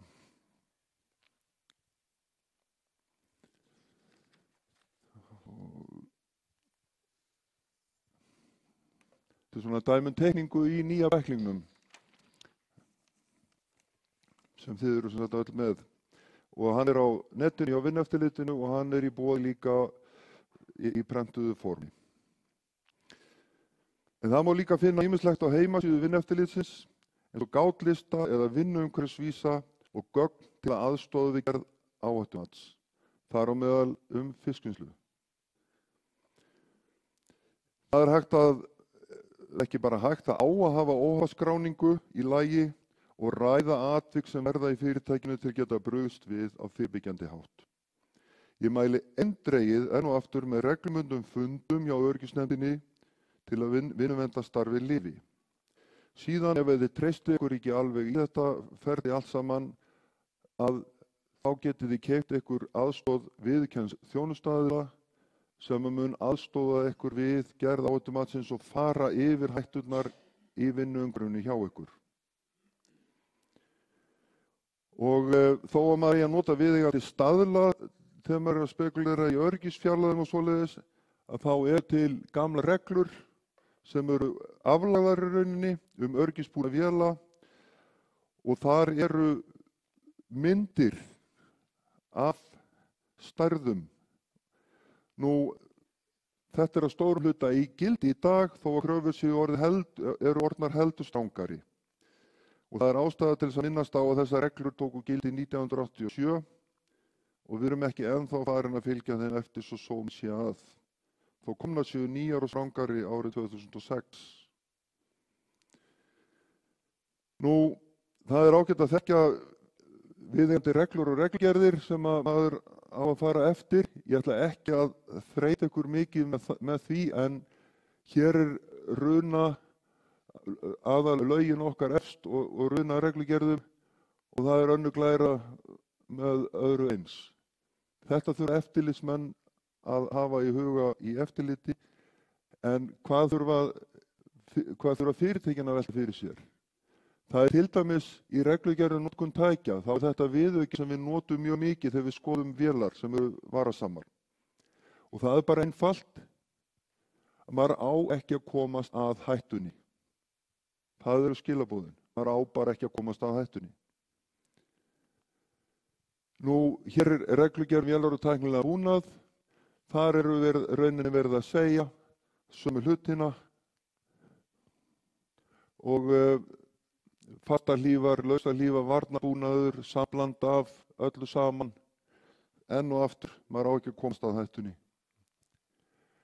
Síðan má ræða CE-merkingar, þið að kaupa ný tæki, þau eiga að vera CE-merkt. Hvað þýðir þessi CE-merking? Fyrir Vinnueftirlitið er það að langstærstu leyti að áhættumatið bak við vélina sé í lagi, þannig að vélin sé ekki hættuleg. Það sé búið að hanna út hætturnar á vélinni. Og svo má, eins og ég sagði í upphafi, þurfum að spekla í starfsmannarýminu. Þetta er til dæmis bara í reglum húsnæði vinnustaða að það á að vera aðskilin aðstafa. Það eiga að vera sturtur þar sem að sitnar óhrengast vinnu sína. Þetta er bara alls ekki í lagi við það. Þetta þurfum við að reyna að taka hönd saman að bæta. Nú, bara beint úr lögum okkar og við erum að tala hér efnislega umhverfið og við erum að tala efni og hættur af völdum þeirra. Að fyrirtækið á að gera öryggisráðstafanir til að koma í veg fyrir slík slys og gera ráðstafanir til að bregðast við slíkum slysum með neyðasturtu og svo framvegis. Þegar það á við. Mér langar að sýna ykkur nokkra myndir. Bara svona tipla, geti ég flett hérna ekki?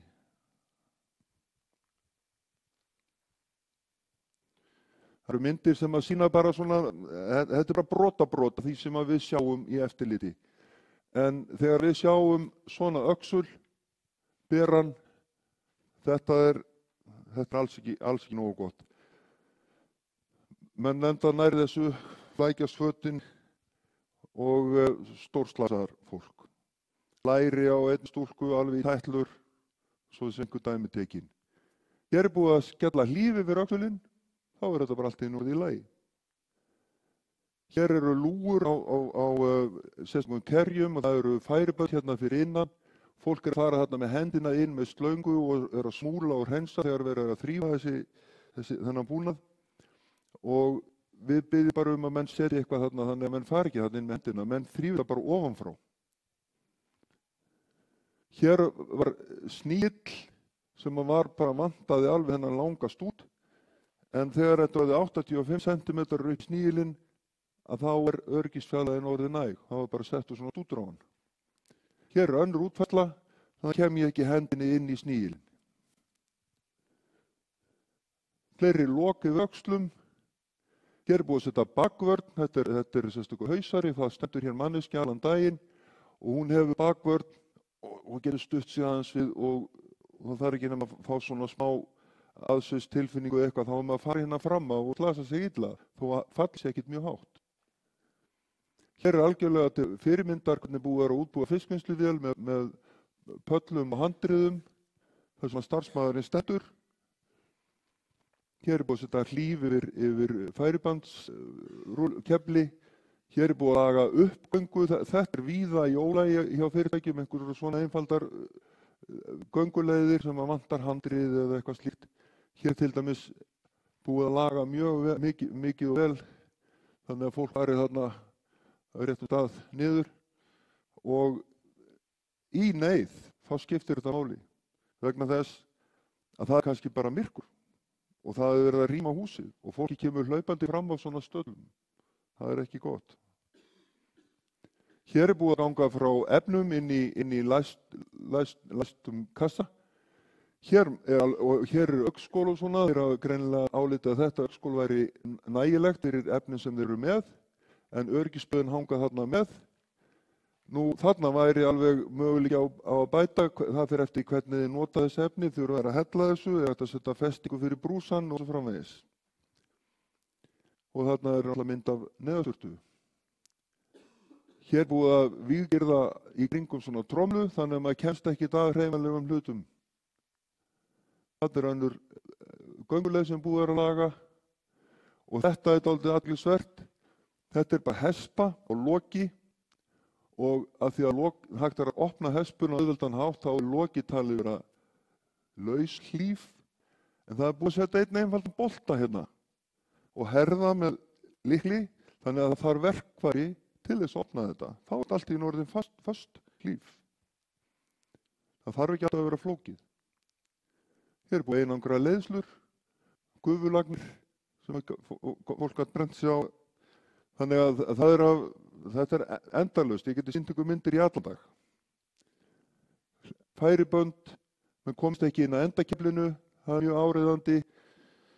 Stúlka í Vestmannaeyjum sem lenti í færibandi, hún stóð æpandi í hátt í korter með brotin handlegginn föst í færibandinu og það var hægt að skera þess undur og ná henni úr því. Ég er búinn að fara í fleiri svona slys. Fleiri lok. Hér er búið að setja yfir keðjudrif, þarna var bara hægt að taka af sér hendina ef maður dytti þarna inn á þessu svæði. Fleiri svona gött, búið að setja yfir svona tromlu. Það er líklega komið. Slaka á þessu aftur ekki, takk. Sko, vinnueftirliti gerir sitt besta í eftirliti, en einnig að uppfræða og hafa efni aðgengilegt sem og halda námskeið. Svo það megi virka, þurfa fyrirtækin að sækjast eftir efnu og þeim námskeiðum sem er í boði til að bæta sitt vinnuumhverfi. Fyrirtækin þurfa að vinna í þessum málum. Eftirlit eins og okkar á að byggjast á því að athuga hvort að allt sé í lagi, ekki að þurfa að stöðva starfsemi og banna vinnu. Það er ábyrgð fyrirtækina að hafa vinnuumhverfi þannig að ekki þurfi að gera athugasemdir. Komum heil heim. Takk fyrir.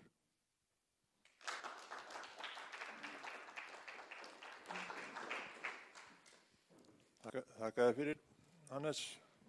Mjög áhugavert og mjög detailed, sko. Þannig að við lærum öll að þessu. Er einhver spurningar á salnum?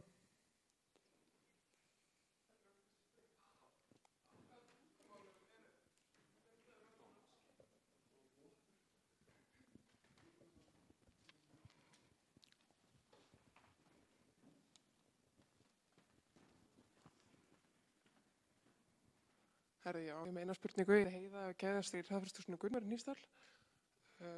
Þið nefndu og talar áðan að það var áskorun að það eru mikið ólíkum menningum innan fiskvinnslugeirans. Heyrir í mér? Nei, ok. Mér langar bara, stuttumáli langar mér bara aðeins að spyrja á hvað tungumálum þið verður að kenna námskeiðin. Það er náttúrulega langmest á íslensku. En það hefur verið boðið upp á ensku og pólsku. Svona, það má segja að það sé líka þar. En það fyrir eftir hvaða námskeið það eru.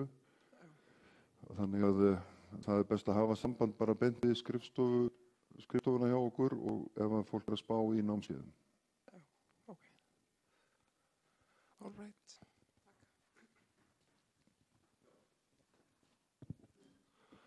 Hæ, ég heiti Yngvi og já, ég er oft að vinna standandi og vera svona stífur í fótunum og ég var að pæla hvar maður getur fengið svona mottur. Já, Vinnueftirlitið náttúrulega er ekki að segja hvar er að kaupa svona hluti af því það eru kannski samkeppnisaðilar. Við bara mælum með því að menn leiti sér upplýsinga og finni út úr því. Þannig að ég get ekki sagt þér beint að þú getur keypt hana þarna eða þarna, sko. Svo eru menn með mismunandi tegundir á mottum og svona. Það er til mjög þunna mottu til dæmis það sem þú stendur til dæmis við bar, ef við förum út í það, en kannski mjög þykkra sem stendur allan daginn við fiskvinnsluvél. Og svo fer þetta eftir hvernig þetta er þrifið og allt mögulegt, sko. Þannig að menn verða bara að ræða við söluaðila. Ok.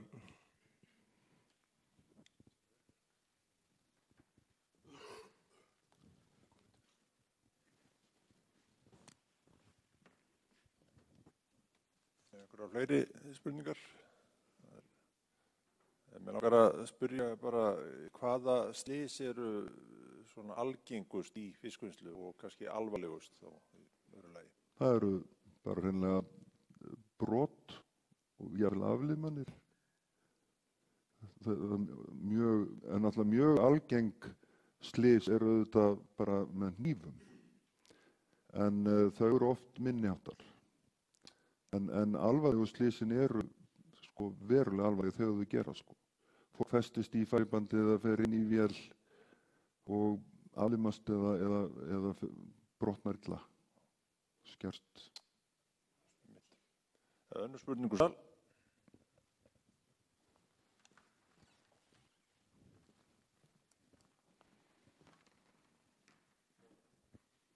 Já, Saranis, Jóhannes, ég vinna eftir því. Bara takk fyrir skemmtilega fyrirlestur. Ég bara að hugsa, finnst þér vera munur á þessari öryggishugsun í svona nýjum verksmiðjum? Það er svona alveg glæný frystihús sem er að koma. Sjáu þið mun eða er það bara sama gamla hugsunin? Jú, við sjáum mun.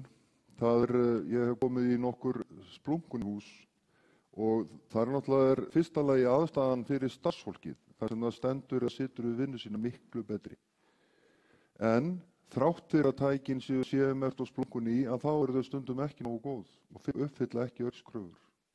Þannig að það er ekki alveg örgt ef þið kaupið eitthvað sem er CMR að það sé nógu gott því miður.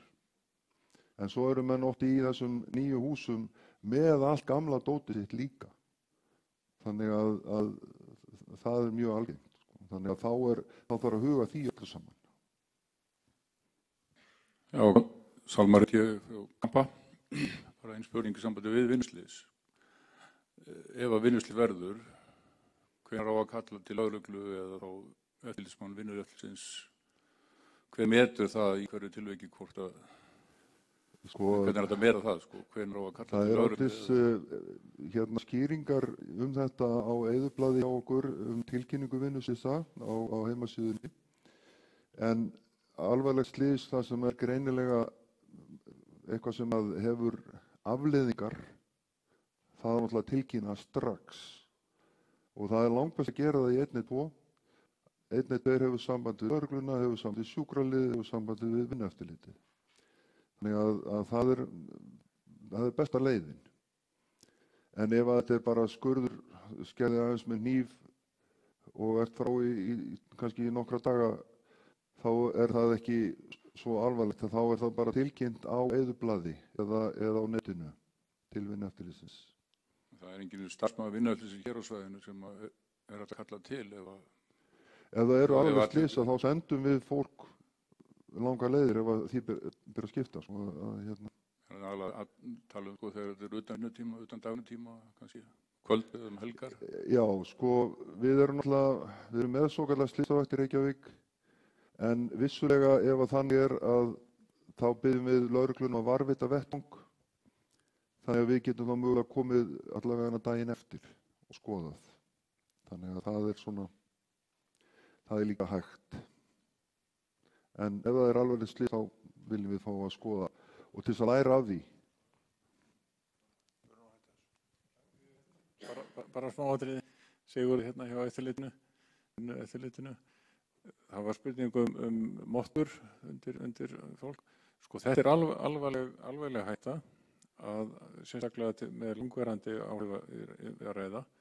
Það sem er oft mjög mikið verður að hafa í huga þegar menn gera áhættumat er að skoða nýja hættu. Þessar mottur eru mjög gjarnan hálar og geta því búið til nýja hættu sem er þá fallhætta og þá kannski þarf að hugsa út fyrir bóksið og velta fyrir sér að gera til líka skór eða stígvél sem að eru með mikri sól eða dempun. Fóðringar innan í það líka og svona það er að hugsa út fyrir bóksið með það. Endilega passa sig á því að það kom ekki með lausn á ykkur einu vandamáli og búa til nýtt í leiðinni. Þetta sjálfsögðu á fyrirtækið að skoða þessa hluti og maður sér þess að mottur helst þar sem að fólk stendur allan daginn. Þannig að alveg hárrétt.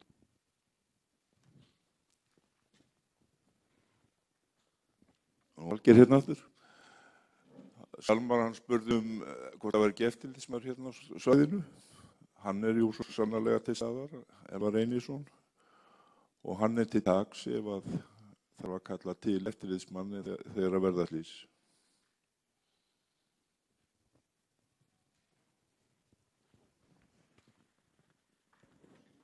Jæja, herðu, takk fyrir þessar áhugaverðu spurningar og svör og þakka þér fyrir þitt framlag, Hannes. Gjörðu svo vel, hérna færið súkkulaðið. Það er ekki óhulsta. Þetta er bara handunni, þannig að það er hollt. En síðasti fyrirlesturinn er frá Salmari Jóhannssoni hérna á Ísafirði. Geðstöðvar hjá Kampa áhættumat og meðferð sterkra hreinsiefna í rækjuvinnslu. Gjörðu svo vel.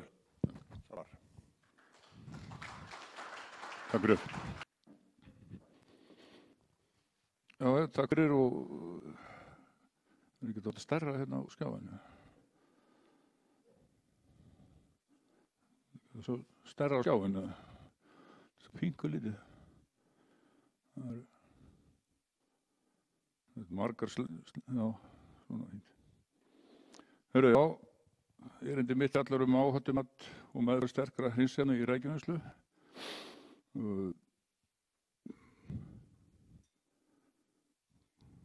Þetta er ekki... Nú er því fjallar það er smá kynning á fyrirtækinu, síðan er áhættumat, persónuhlífar, verklag við þrif og öryggismál og meðferð hættulegra efna í vinnumhverfinu. Smá kynning á Kampa, ég veit ekki hvort að fólk...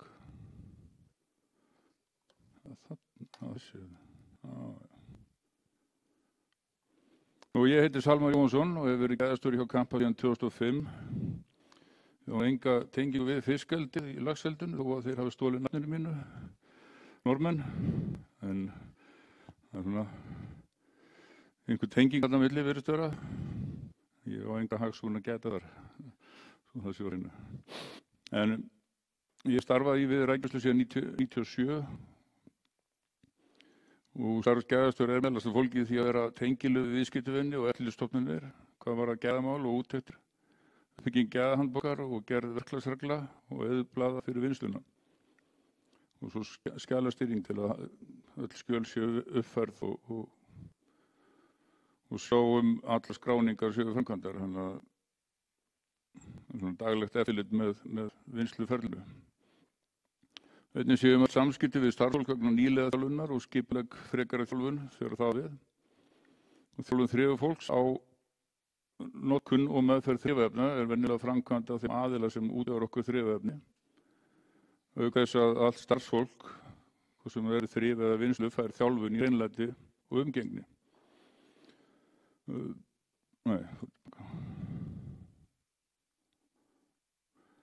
Svona Kampi framleiðir og selur svona pillað og lausfrystar rækjur sem eru tilbúin til neyslu. Þannig að þetta er fullurinn matvara. Langmest af rækjunni flutt út, aðalega til Bretlands og annar Evrópulanda.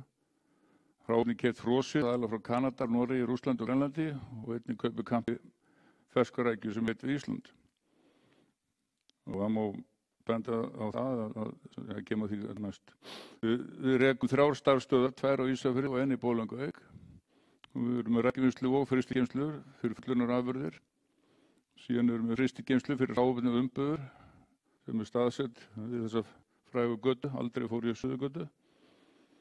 Og í Bolungarvík rekum við rækjumjölvinnslu. Það sem mesta skel sem fellur til vinnslu á Ísafirði eru unnin samtæg og svo þurrkuð í rækjumjöl. Hún getur nú nýst sem aukaafurð í dýrafóður og sem fæðubótarefni og verið að nota það í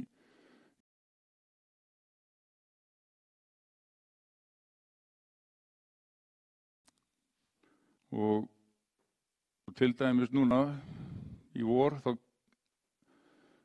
keyptum við nýja samstæðu sem við köllum Karamagasín og hún er þess eðlis að körunum bara keyrt inn í mataran þarna vinstramegin og að því að við þurfum að lyfta þessu upp á 3. hæð með þessari karaliftu sem er þarna neðri myndin þá þurfti starfsmaðurinn áður að keyra hverju einasta kari inn í liftuna. Og þetta voru svona 10 til 15 metrar fram og tilbaka sem að liftamaðurinn þurfti að fara með hvert einasta kar. Og til þess að stytta sér tíman á leiðina þá tók 4 kör á hæðina, staflaði við hliðina á liftunni og þá var þá meiri hætta að körin getur fallið af liftaranum ef eitthvað kom fyrir. En í dag er það þannig að það er magasín sem raðar bara inn í liftuna og eina sem liftarmaður þarf að gera er að setja 2 kör á hæðina og tómu körin koma þá bara út þarna hægra megin á fyrstu myndinni. Það eru tómu körin sem koma þá bara tilbaka tóm. Útkast er þarna á miðri leið. Og þetta er allt tölvustýrt og þetta er með öryggisgirðingum. Þannig að það á enginn að geta komist þarna inn fyrir. Og ef einhver þarf að fara þarna inn fyrir þá er hurð, ef hún er opnuð þá stöðast allt saman. Þannig að þetta er til mikilla bóta og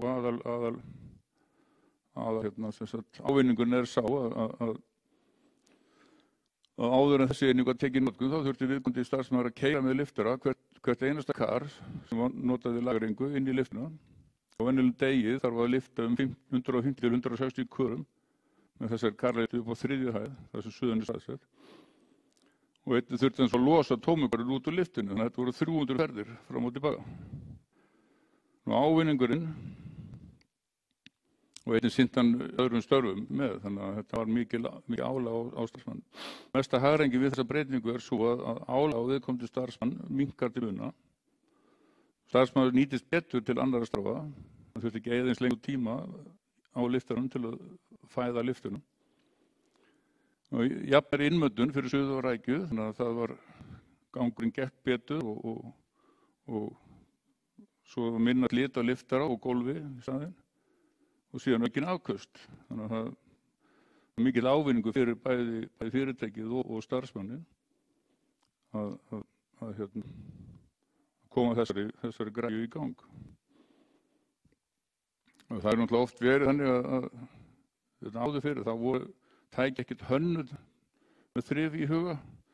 Það gleymdist svo þáttur þegar menn voru að smíða tæki til fiskvinnslu. Og þetta var allt einhvern veginn bara smíðað og sett upp og svo átti þetta bara að virka. Og við erum með þess að áhættumætt fyrir þrif við erum með 6 svæði sem við erum að þrífa. Eða 5 svæði og svo Þannig að á viðkomandi svæði hver áhætta metin út frá þeim þeim stað að því þetta er á svo mörgum hæðum þá verðum við að vera með þetta allt saman í hvert fyrir sig. Þannig eins og fyrir suðuna þá fallhætta, getur verið þarna, menn þurfa að fara upp á milli þessar pillunarvélar þarna sjóðara og passa sig, eða passa sig ekki, þá getur það dottið þarna fram á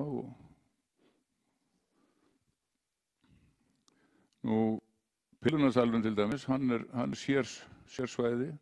Það er mikið af viðkvæmum búnaði sem þarf að passa sig á, bæði tölvustýrður búnaður og hreyfanlegir hlutir. Þarna er líka hávaði, þannig að menn þurfa að vera með heyrnarhlífar, bæði í vinnslu og við þrif. Síðan erum við handpillun og fristisvæði. Það er ekki mikið af hreyfanlegum hlutum, annað en færibönd. Og það er fallhætta vegna þess að þetta er allt, það stallast svona niður vinnslan. Byrjum niður móttöku upp á 3. hæð, síðan þurfum við að feta okkur aftur niður hæð fyrir hæð. Þannig að það er mikið af gönguleiðum eru upp á við og niður við. Pökkun og vinnsla er svona, það er þetta mikið færiböndum og mikið af tölvustýrðum búnaði, þannig að það er fallhætta og hávaði. Þannig að það er mikið lagt upp úr því að fólk sé með heyrnarhlífar á öllum þessum vinnstöðum. Síðan er þetta með áhættumat fyrir sápugeymsluna, þess að það er metið sérstaka hætta, þessi efni sem við erum að nota. Og síðan erum við með þetta verklag fyrir þrif, hvernig á að þrífa tækið, hvenar og hversu oft og svo hvaða efni eru notuð. Og ef við förum í þessu persónulífarnar, þá eins og hefur komið áður, þá er þetta persónulíf til atvinnota og til einhvern fallandi reglur og reglugerðir sem byggja á tilskipun Evrópusambandsins. Og megin inntak tilskipunarinnar er að persónulífar skulu uppfylla grunnkröfur heilsu og öryggi eins og þeim er lýst tilskipuninni. Persónulífar skulu vera CE-merktar. Persónulífum skulu fylgja leiðbeiningar á íslensku. Framleiðendur eða fulltrúar þeirra innan Evrópska efnahagssvæðisins skulu gefa út samræmisyfirlýsingu fyrir sérhverja tegund persónulífa sem eru sett á markað. Síðan er bæklingur þarna sem að Vinnueftirlitið hefur gefið út. Samvinnu við löggildingarstofu eða Neytendastofu. Það sem eru upplýsingar fyrir kaupendur persónulífa, bæði atvinnurekendur og aðra neytendur.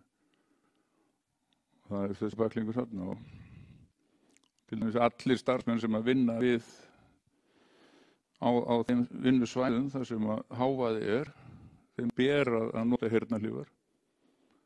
Sumir vilja hafa heyrnarhlífar með útvarpi, það er alveg sjálfsagt að leyfa það, en það er náttúrulega getur skapað hættu að þessu leyti, að fólk er upptekið að hlusta útvarpið og gleyma sér við vinnuna.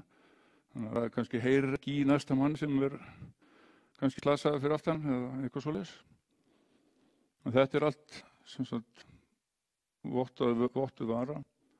Persónulífarnar við þrif eru líka, það sem við kaupum er allt Evrópuvottað.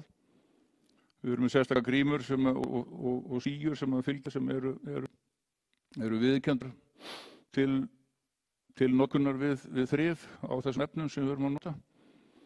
Vettlingarnir, hanskarnir sem við erum að nota eru líka CE-merktir og þetta er allt merkt á bæði umbúðum og vettlingunum sjálfum. Þannig að það á ekki að fara fram hjá neinum að þetta er viðurkenndur öryggisfatnaður. Stakkar og buxur sem notaður við þrif eru líka CE-merkt.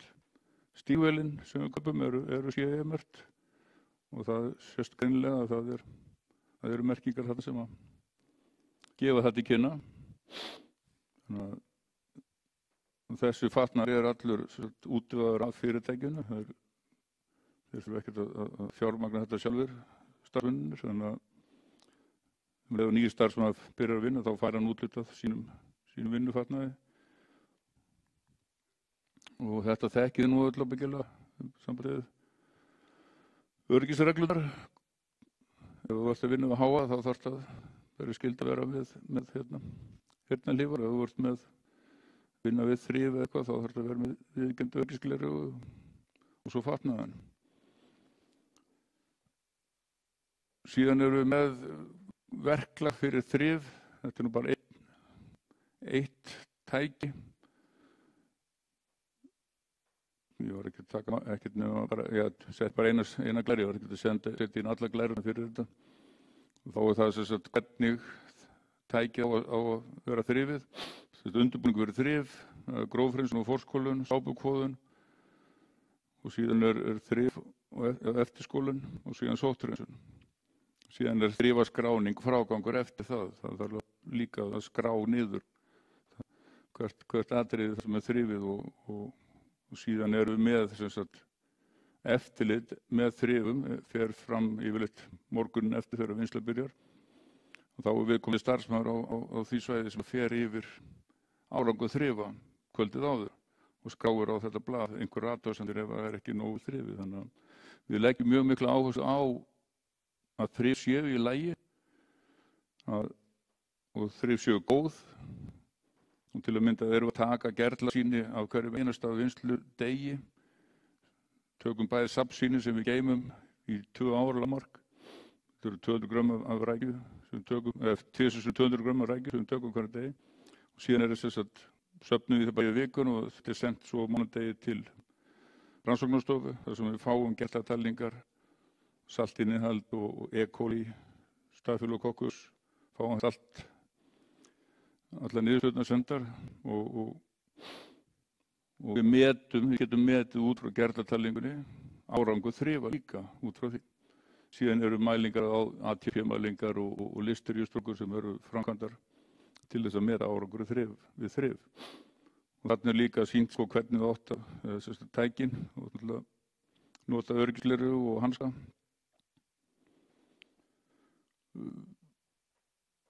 Það er bannað að standa ofan á lokkurum, vinnslulínum, vogum og öllum færiböndum og nota þetta að gera stiga sem eru á viðkomandi vinnslustöð. Yfirleitt í þrifum eru færibönd á hreyfingu, það eru línur í gangi, pillurnavélarnar eru í gangi, það færibönd eru í gangi í þrifum þannig að það er ekki æskilegt menn sé að standa ofan á hreyfanlegum hlutum.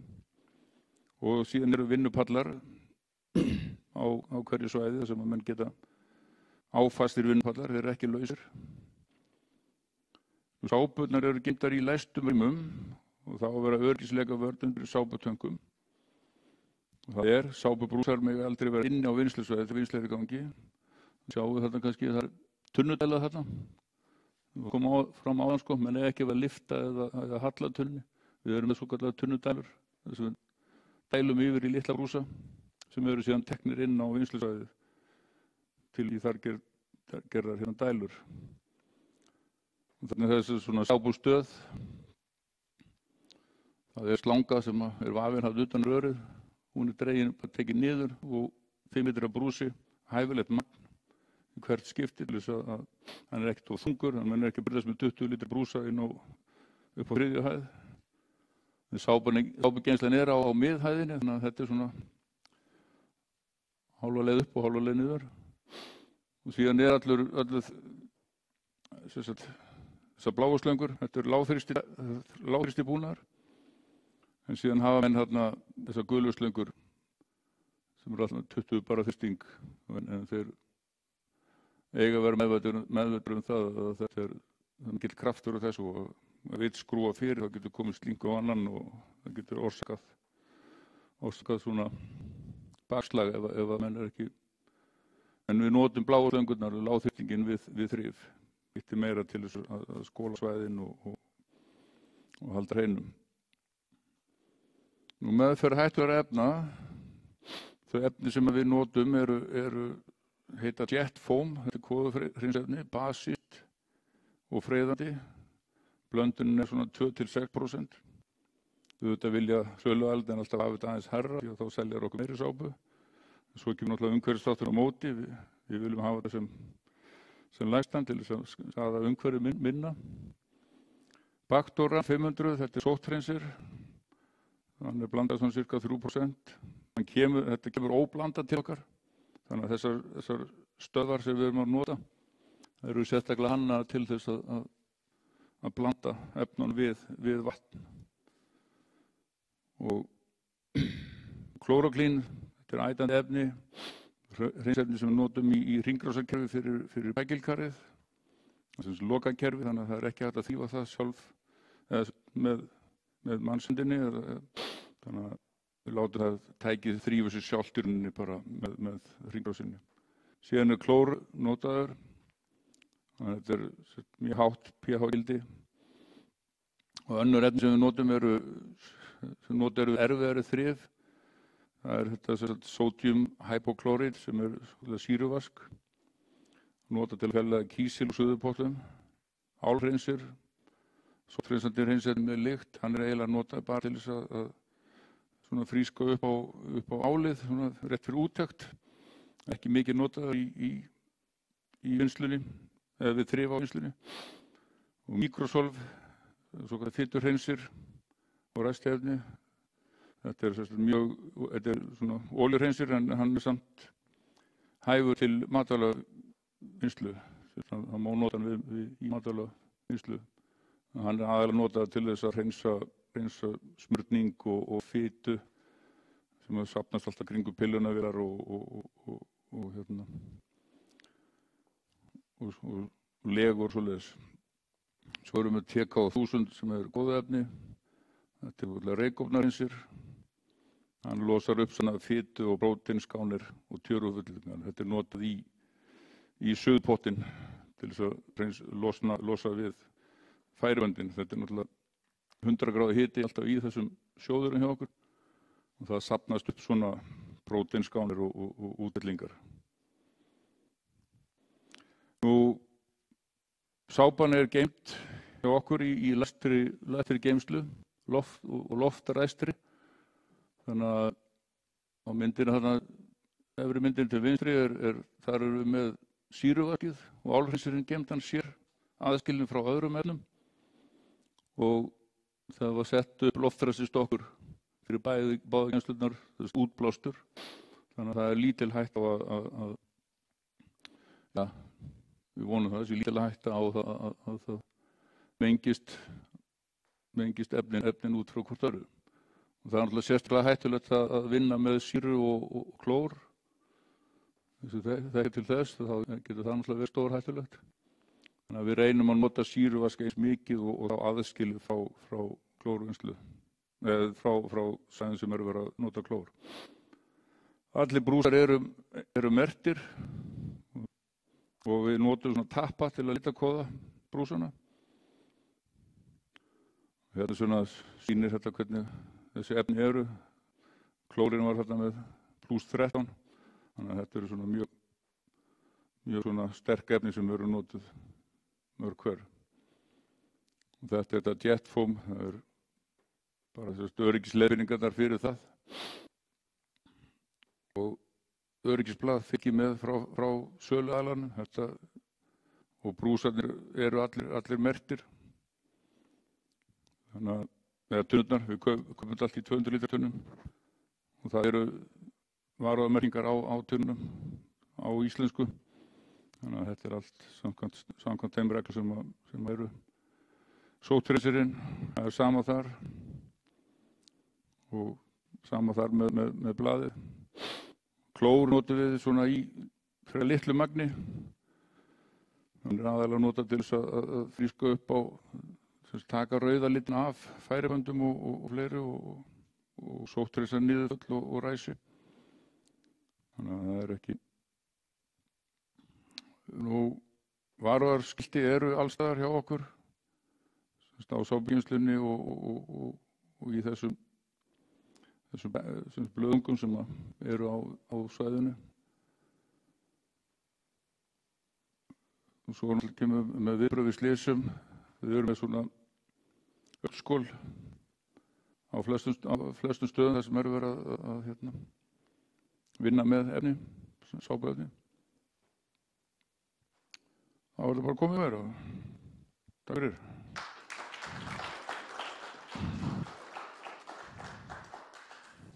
Takk kærlega fyrir. Mjög áhugavert að sjá hvernig meðhöndlið hættulegu efnin, geymið þau vel og í loftræstum skápum alveg til 4 metrar, sýnist mér. Ég reynda með eina spurningu, þú talaðir það væri mikil fallhætta víða í pillun, suðu og slíku. Einhverja leiðir til þess að koma í veg fyrir slík slys? Einhverja tæknilega lausnir eða nýtt húsnæði eða eitthvað slíkt sem að geti komið í veg fyrir þessa hættu? Þú kannski veist hvernig rækjuiðnaðurinn hér á Íslandi, hann svona upp og niður og við höfum alltaf verið að reyna að leita leiða til þess að koma í veg fyrir að eitthvað getur gerst sem betur fer slys fátíð hjá okkur og það eitt slys 2018 sem að má rekja til fallhættu. Það var ekki reyndar á þessu stöðum sko en betur fer þá ekki mörg slys en það náttúrulega slísin gerir bóð undan sér, þannig að það aldrei hægt að útiloka eitt eða neitt. Þið eru alltaf að leita lausna til að svona bæta öryggið þarna? Já, ég held að það sé bara að hunu góða að fá vinnu eftir í heimsókn til þess að sjá þetta með augum utanaðkomandi, þannig að Elvi var að hlusta. Einhverjar spurningar fleiri? Við erum aðeins að fara á tíma.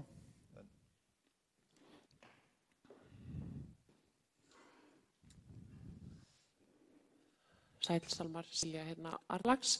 Takk fyrir náðan fyrirlestur. Ég er mjög áhugasum að vita þrifateymið ykkar, hvort þá hafið tekið starfsfólk sem var að vinna hjá ykkur í vinnslunni, tekið það í sérstakt teymi til þess að sjá þrifin, að því vorum að verktaka áður og hvernig bara það hefur gengið, hvort þið þjálfið starfsfólki sjálf eða hvort þið fóru á námskeið. Já,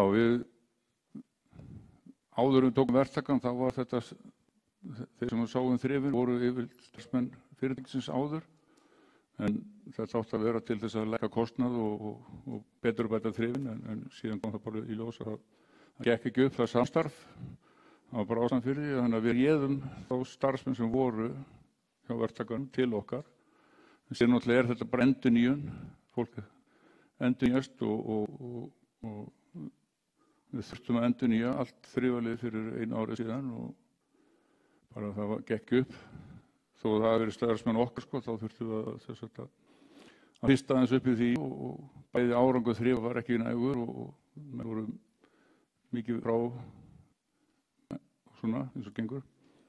En í dag þetta bara starfsfólki okkar, ekki sem í vinnslu í daginn. Nei, þeir eru bara við þrif. En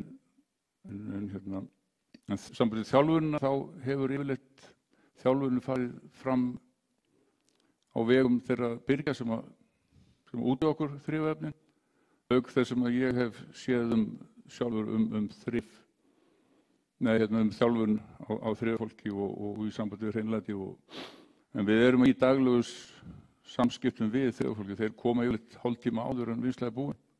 Þannig að við getum rætt málin hverjum þessa degi. Ef það eitthvað sem þarf að laga betur, þá það bara rætt.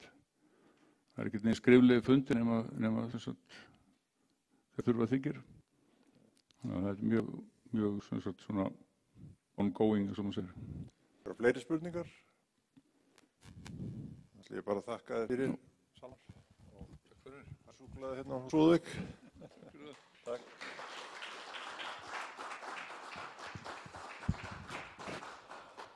Já, þá er komið að lokum þessarar ráðstefnu og ég ætla að biðja hann Brynjar Þór Jónasson, starfsmann Ísafjarðarbæjar, það má ekki segja það, en verðandi sviðsstjóri öryggis- og tæknisviðs á Vinnueftirlitinu að hlýta ráðstefnunni og vera með smá samantekt.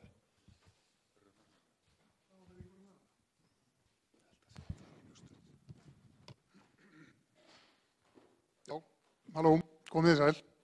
Brynjar Þór heiti ég eins og Sigurður sagði. Ég ætla nú ekki að vera með langa ræðu hérna í lok ráðstefnunnar, þetta fór Salmar talsvert yfir tilsettan tíma. En það er alltaf gaman að fylgjast með fólki sem hefur brennandi áhuga á starfinu sínu og hlusta að ræða það. Og áður en ég slít ráðstefnunni, að þá ber að þakka undirbúningsnefndinni. Ég ætla að klappa bara fyrir þeim.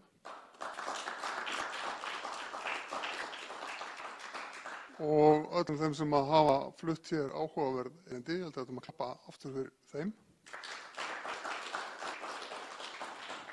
Og slíta þessu bara þar með. Takk fyrir.